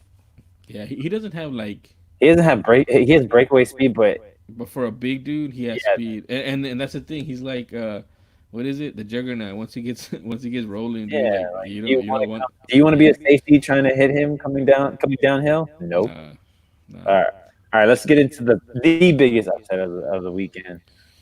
First, I want Philadelphia. Oh, I'm sorry. uh, uh, Kirk Cousins leading the Minnesota Vikings to a victory in New Orleans against the New Orleans Saints. This time, I don't care what anybody tries to say. No controversy on this win at all. On this loss. No, there was controversy. You think that was Do you think that was worth of a flag? I've seen calls. I've seen no calls for worse. Yeah, I That have the to. only I have reason to. I have to. I'm not saying that. I'm just saying that the letter of the law states you're not we supposed don't. to be able to push off like that, and that's exactly what he did. But the thing Push is, off, the letter of the law is never followed. It's literally about situations. and that's what I'm saying. We see it in football. We see it in basketball all the time. Why don't you see a late foul call? Because it's in a playoff game, late in the game. Same thing with the NFL, and we see it all the time. Trust me, you're a Texas fan. We've been on the other side of those I where we're know. just like, oh my god, call a penalty. But it's not anything worth to me. It's not controversial because that's something that's been happening for years. I expect that. I don't know. It's not like that no call in LA last year. That was controversial. Yeah, I feel like I mean I agree with you. Like you said, I've been we've been on the other side of that for so long, but the one that's been on there for worse and higher stakes is the New Orleans Saints. You know, Yeah, and it's for just them and for them to happen 2 3 years in a row, man, it's like damn, man, they need to catch a break. And I'm not even saying all I'm saying is call the foul, you know, back them up 5 10 yards, whatever, and give them time because they had time on the clock, and then try to win plenty it of time. again, huh? They had plenty of time. That's what I'm saying. Like that's all you had to do, and I don't know, man. I mean, But that's why it's hard for me to complain about. It's hard for me because I was up in arms about that no call. That was like that was egregious. I understand why the rule was made. I think the rule needs to go away because the rule is not working. For the challenge, that's not working. Just get rid of it. But that rule's stupid, dude. it's not enough. It wasn't enough for me to say that flag should have been thrown. I can watch him and be like, I can see why a flag would be thrown, but at the same time, it's subjective. It's why we have it's the human element. There's no subjection, man. There, He pushed him off with one arm. He's like 5 inches taller than him, 30 it's like pounds they say heavier though, than if him. they're both fighting, like if they're both hand fighting, They're not hand fighting. they were hand fighting. Like when Shaq is dunking on you, were you like hand fighting with him? No, That's there's what Shaq there's out. one bigger dude Uh, that's manhandling the other dude, and that's it. You know what I there was mean? a lot of calls that Shaq didn't get called on him, called with him because he was so damn big. That's what I'm saying. So, LeBron, but you couldn't say that they were hand fighting. You were just saying the big dude was dominating the little dude, basically.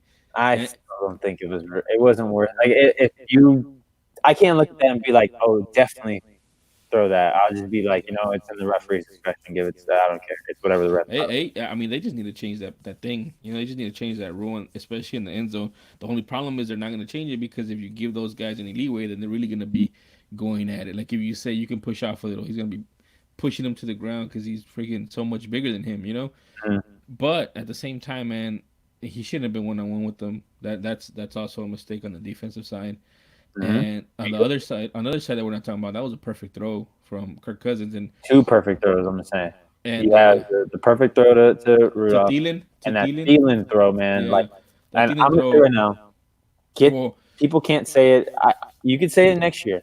Right now, you don't get to say that Kirk Cousins doesn't win the big game because that was a big play and a big moment. that was his signature game right there, Yeah, man. it was. That's his big win. To hopefully push him over.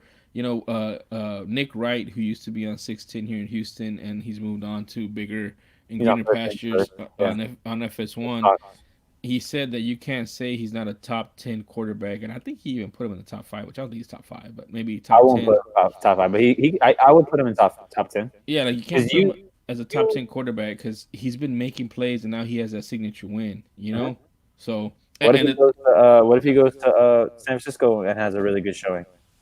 I know. I mean, well, that's the thing. Like, we're always gonna keep putting more and more and more and more, which is fine. I mean, that's the name of the game. You got to win. What have you done for me lately? Yeah, exactly. But I mean, this is a big game, man. And he went on the road.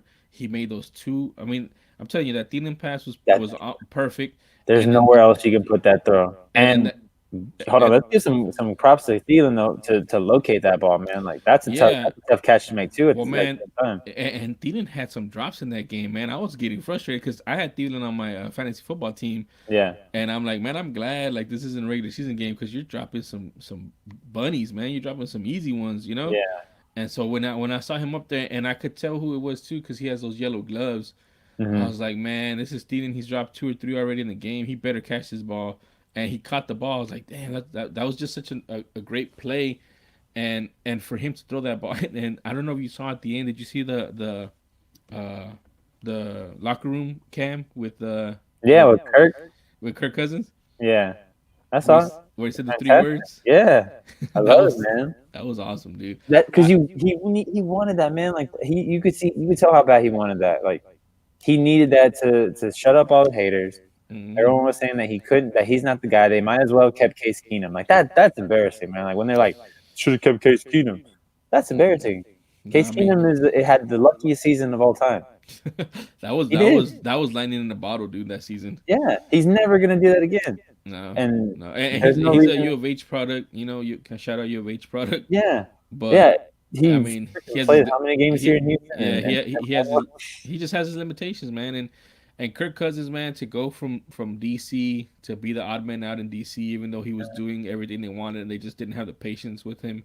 And now he's getting his time to shine with his own team in Minnesota, and I mean, it's growth. He's growing. You know what I'm saying? Mhm. Like he's growing there this season. I mean, I feel like this season more than any other season could have been the old Kirk Cousins and could have went down the toilet because I don't know if you remember at the beginning of the season, man, they were losing and Stephon Yeah, Diggs was talking about being traded and that's the Adam thing, man. Adam and Adam Thielen was talking about they need to pass the ball. You know what I'm saying? Like He lost the locker room. yeah, Kirk, he lost the locker room. and for him to come back from that And then I mean, immediately after that, dude, I remember he had like a ridiculous game after ridiculous game. Like I think he had two ridiculous games in a row. I think Hmm. three touchdowns each or something like that. Yeah. And I mean, where he's at now, I mean, it's just growth, man, and it's pretty cool to see. Where in my eyes, like we put people in a box and like, oh man, that guy's never gonna be better than that. And it is harder to grow too, especially in the NFL, man, because if you suck as a quarterback and they signed you, you're gonna get a new offensive coordinator, Hmm. and then you got to learn their playbook, and they don't give them time. You need at least 2 good years to get under it, but they don't give you that time, or you don't do enough in the second year, so they fire the OC again, or they make you move. They fire you as a quarterback, and now you're going to another OC. You know what I mean? Like it's not easy Nope. to be successful at a very high level, and it's such a hard position to master, dude. So I don't know, man. It's pretty cool to see Kirk Cousins finally getting a big signature win, and in the fashion that he got it, man. It's pretty Yeah. cool. I really hope that he has a good showing against San Francisco. I'm not sure if they win because that San Francisco team is just so full of talent on both sides of the ball. Mm-hmm. Uh, but you know what? That defense is talented over there in Minnesota. The defense Yeah. is really good. You held Drew Brees to not a really good game, not a really great game. Uh, Well, no, but man, that dude, with Taysom Hill. oh man, that Taysom Hill's fantastic. Why is somebody on my YouTube? I don't know who it is. Say who you are. Why are you on my YouTube channel? Uh, Commenting. I would like uh, to know. yeah, Taysom Hill, dude. Dude, that dude look legit, man. That dude look Yeah, legit. I don't think he's the heir apparent to Drew Brees, no, but but he's a Teddy threat, Bridgewater went 4-0 with this team last year. Don't forget dude. that. Yeah, I People are mean, calling for him. yeah, man. I mean, he did fine. I mean, I don't know. I don't think Drew Brees did that bad. I know that they're saying that his arm strength isn't there anymore, and he's having to do more Dude, he needs intermediate. one more receiver. Huh? Like he needs one more receiver. He's literally just out there throwing to freaking. This is weird.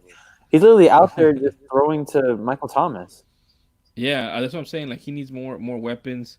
Um, and Kamara. yeah, well, I don't know, man. They need a maybe they need another Mark Ingram type running Yeah, back to open up the game again with Kamara. I'm a different channel. I'm about to check this. Hold on. I'm going to the The channel. yeah. So I don't know, man. Is it a different channel? I don't know. I can't check it. Okay. I can't check it. I can't click it. But Oh, it is a different channel. That's weird. That's weird. Well, welcome, Alec. that's weird. That's meta right there, man. Yeah, that is. So yeah, I think this team has a chance to do something, but that San Francisco team is extremely talented on both sides of the ball. It'll come down to does Jimmy make mistakes, and he hasn't Well, made a lot of mistakes this season. well, But hold when on, he hold makes on. mistakes, he makes them in the biggest moments. Here's what I'll say. Do they have the same talent that New Orleans had on the offensive side of the ball, and that includes uh, Drew Brees and Jimmy Garoppolo? I feel Drew Brees is still a better quarterback than Jimmy Garoppolo at this point. Um, they have who do they have at wide receiver? They have Emmanuel Sanders, and then who else do they have? Manuel Sanders, Dabo Samuel. Why am I blanking on another name? There's another guy. Dang, I And, can't. and then the running backs they have. I think they have the two running backs. Yeah, Um, Coleman. Damn, look at the San Francisco 49ers roster. All right, Angel said it's a game channel. That guy. is it So gaming channel? yeah, cool. All right, so receiver Kendrick Bourne. Wayne not loading away. Richie James Jr. Trying to see the another name. Dante Pet. No. Yeah, Jordan Matthews, Debo Samuel, Emmanuel Sanders. So Jordan Matthews is the other guy. Then running back, you got Kevin Coleman, Jeff Wilson, Raheem Mostert. Mostert, that's the guy. Mostert, that's Yeah, the guy. that's the guy. Yeah, he's good. Yeah, that's what I'm saying. So, do they have more talent on offense than the Saints had on offense? Oh, definitely. Because, Yeah, I think so. well, I don't know. I mean, it was close because you still had like Taysom Hill, you had Michael Thomas, you had Alvin Kamara, and you had Drew Brees. So, So offense, you have. Yeah, Jimmy Garoppolo, you have George Kittle, you Oh, have you have Kittle. You have Kittle too. Oscar. Who Yeah, yeah, Kittle is probably the best tight end in the league this year, yeah. probably. I And forgot then you about have Kittle. Debo, Tevin Coleman, and Emmanuel Sanders. So I think, yeah, the 49ers are going to have much more talent on offense than the Saints have. They're at home. They got They're a, at a, home. a week rest. Yeah. And So you're then on right. defense, they got, hey, look, Earl Mitchell. Where is he? You got Richard Sherman. You have Mhm. Joey Bosa, not Joey Bosa. Why am I Nick Bosa? God damn, Nick Bosa, Dante Johnson. You got a decent amount of guys there on defense. Jimmy Ward and say at safety. So some good talent over there on defense as well. Don't forget they have like how many first round picks before Jimmy got there.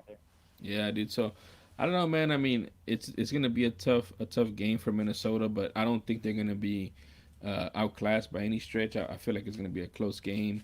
No, yeah, Uh, yeah, it's gonna be a close game I don't know, for man. sure. I don't know why I feel like Minnesota's gonna win, dude. I don't know. I don't Oh, that'd know. be crazy. That'd be crazy. Be cool. I'll be down for it. All right. Next up, we have the Philadelphia Eagles taking on the Seattle Seahawks in a game I'm, that I'm just gonna say it right now.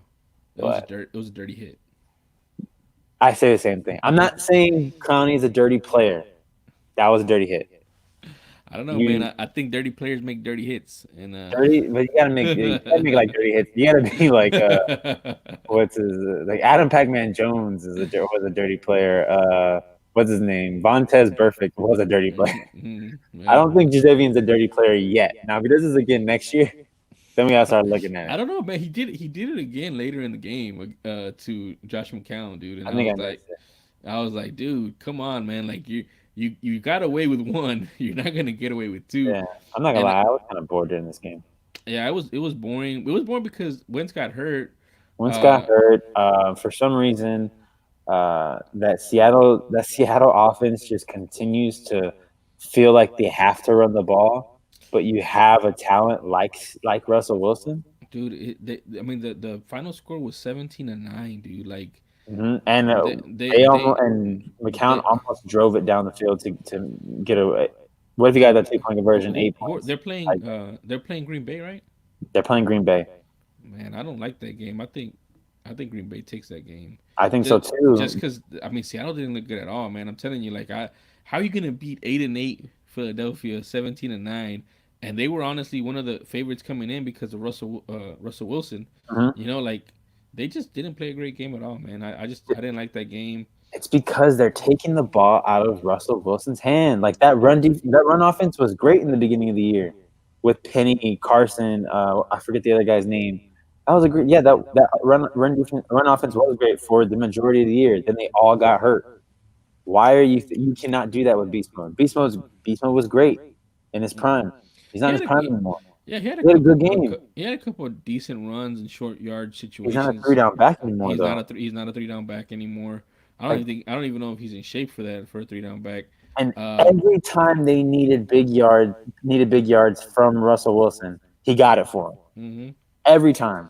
I mean, So why are you not putting the ball in his hand more? well, is this a game where they play down to their competition? I Because I mhm. feel like they're so much better than that, but they just didn't show it. You I'm gonna know? tell you right now, if Carson was playing in that game and Seattle played that exact same way, Philly would have won that game. But like you said, were they playing down to the competition? Were they feeling like we got this? We don't have to worry about Josh McCown. Man, I feel bad because Josh McCown played his damn heart out.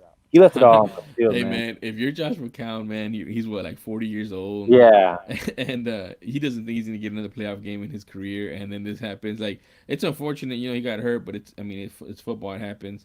Uh, I thought I heard someone say that was McCown's first playoff game ever. no, I don't think Like so, like dude. playing, he might have been on. He might have been Oh, yeah. Maybe that might be true. That might be true. But that's what I'm saying. Like you get this at why, like he's like, why couldn't I have this at my year Yeah, 29 man, year instead of my year 40? because he was Dude, playing good, man. Like he was playing loose, man. He was loose. he was running the ball, getting Yeah, first downs, dude. He yeah. was finding Ertz when he needed them. They just couldn't score a touchdown, man. They just needed one touchdown. They couldn't get it. And there was a point I thought he was gonna get on that last like drive. I really thought they were gonna get it, and then he just kind of got stuffed. Man, it is what it is. But Dude, um, Doug Peterson, man, like this dude's gotten so much out of so not. I don't want to say so little, but like so little health. You mhm. know, like Dude, especially in the playoffs, man. Like, can they? I just stay healthy. You know. Can yeah. and Another the thing is, once it wasn't the soft tissue or anything, it was a It's a helmet to head, man. You helmet. can't do anything about that. Yeah, yeah, dude. So I don't blame Wentz on that at all. That's not Me an neither. injury prone thing. I, That's a I think football people thing. bringing that up, like, man, I was listening to Undisputed and Orlando Scandrick because he's a huge Eagles hater because he got cut in the middle of the season. So he hates on the Eagles. Mad hates on them. He tried to bring this up as like this being a reason why Carson like can't stay healthy. I'm like, dude, this is not the play. Like No, if he hurt his leg again mhm. or pulled something in his back, I'd be like, yep, this is a problem. No, Well, what? that concussion probably happens to 9 out of 10 quarterbacks. Yeah, but the problem is, I was listening to Mike and Mike in the morning, and it was not Mike and Mike anymore. Is what is Mike and Wingo, or Wingo and Mike. Mike Golick was talking, and he made a great point. He talked about how, yeah, if it'll happen to 9 out of 10 quarterbacks, but 9 out of 10 quarterbacks at that level shouldn't be or not running that way.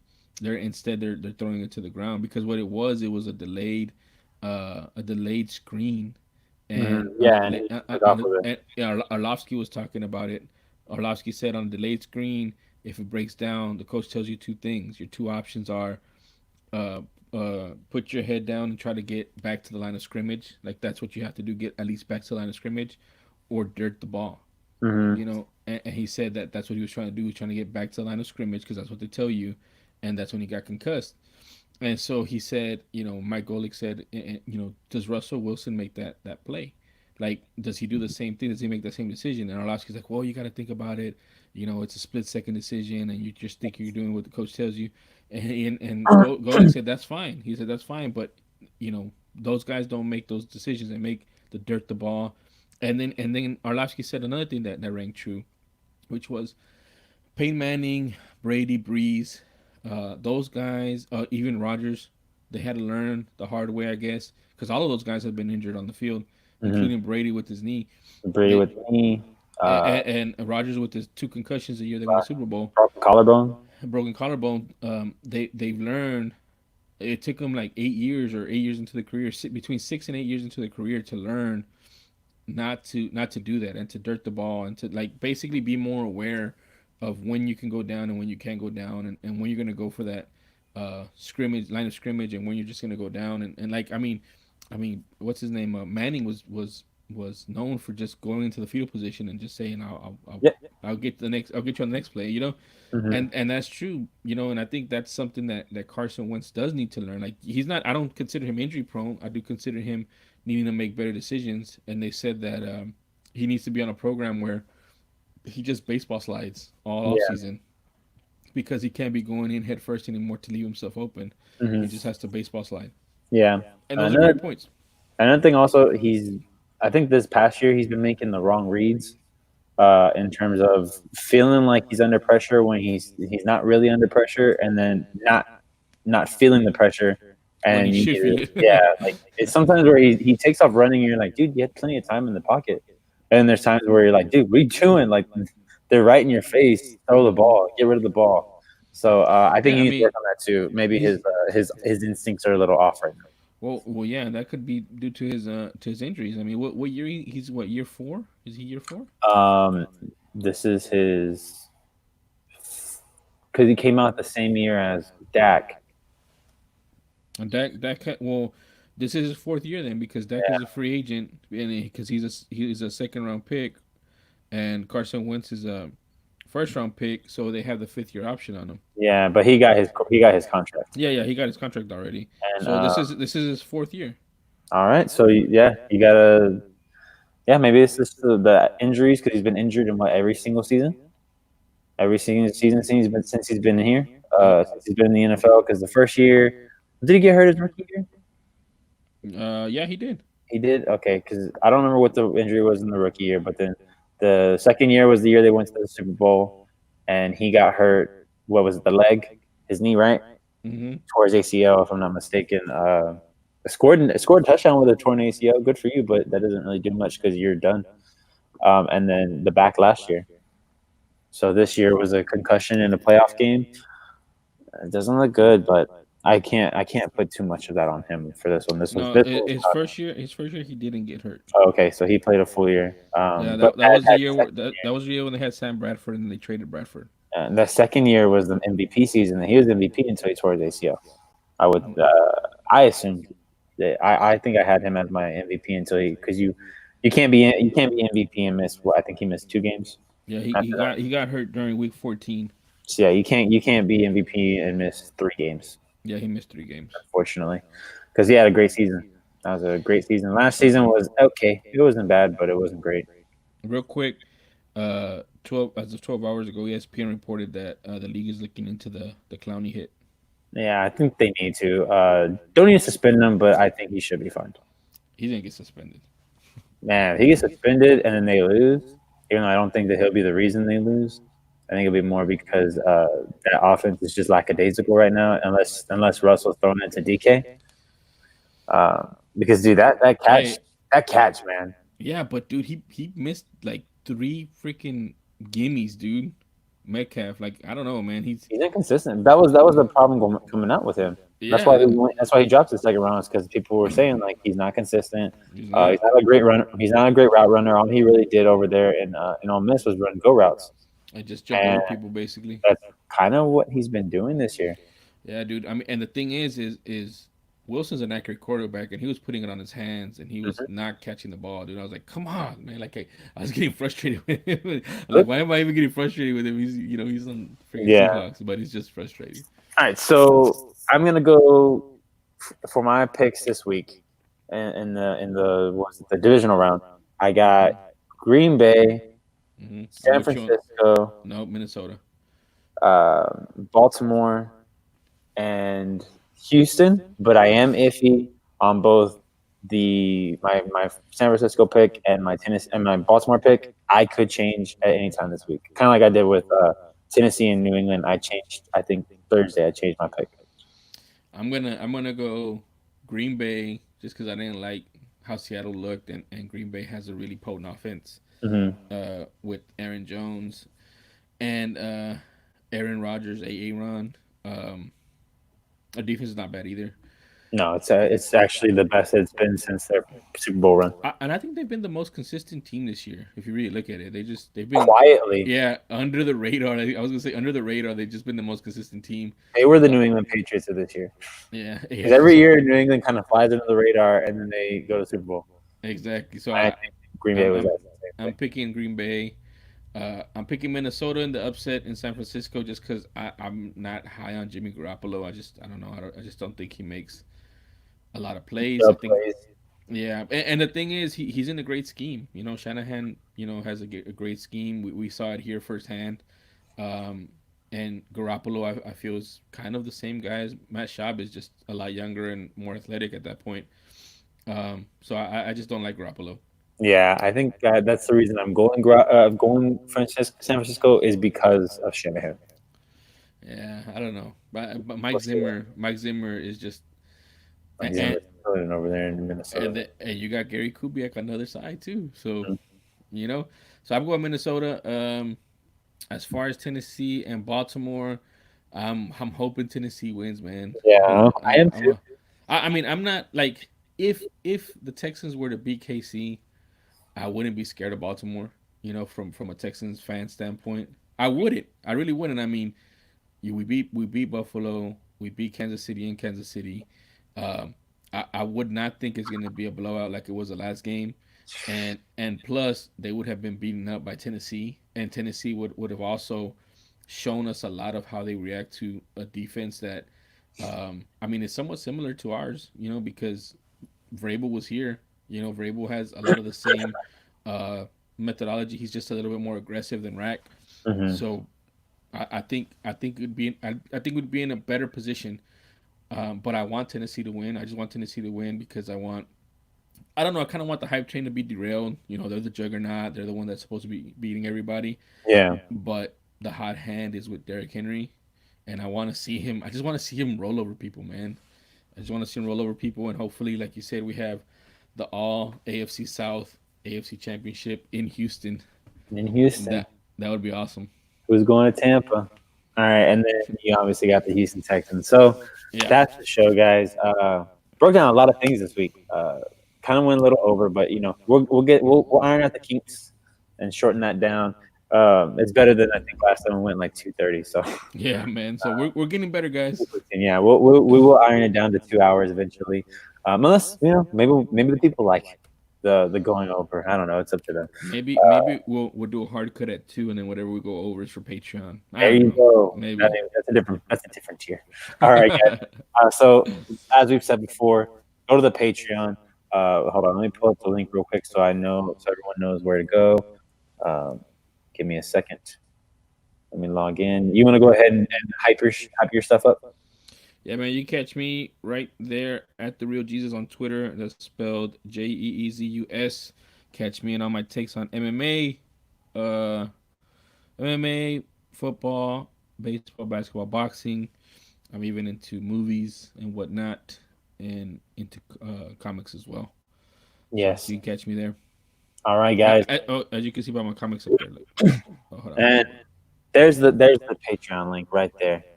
www.com, patreon.com/Armbars and Suplexes. That's where you can go and you can sign up for the Patreon. Once again, $2 tier Patreon feed, $3 tier monthly shout out, and $3 or $5 tier, which is the question on the live show.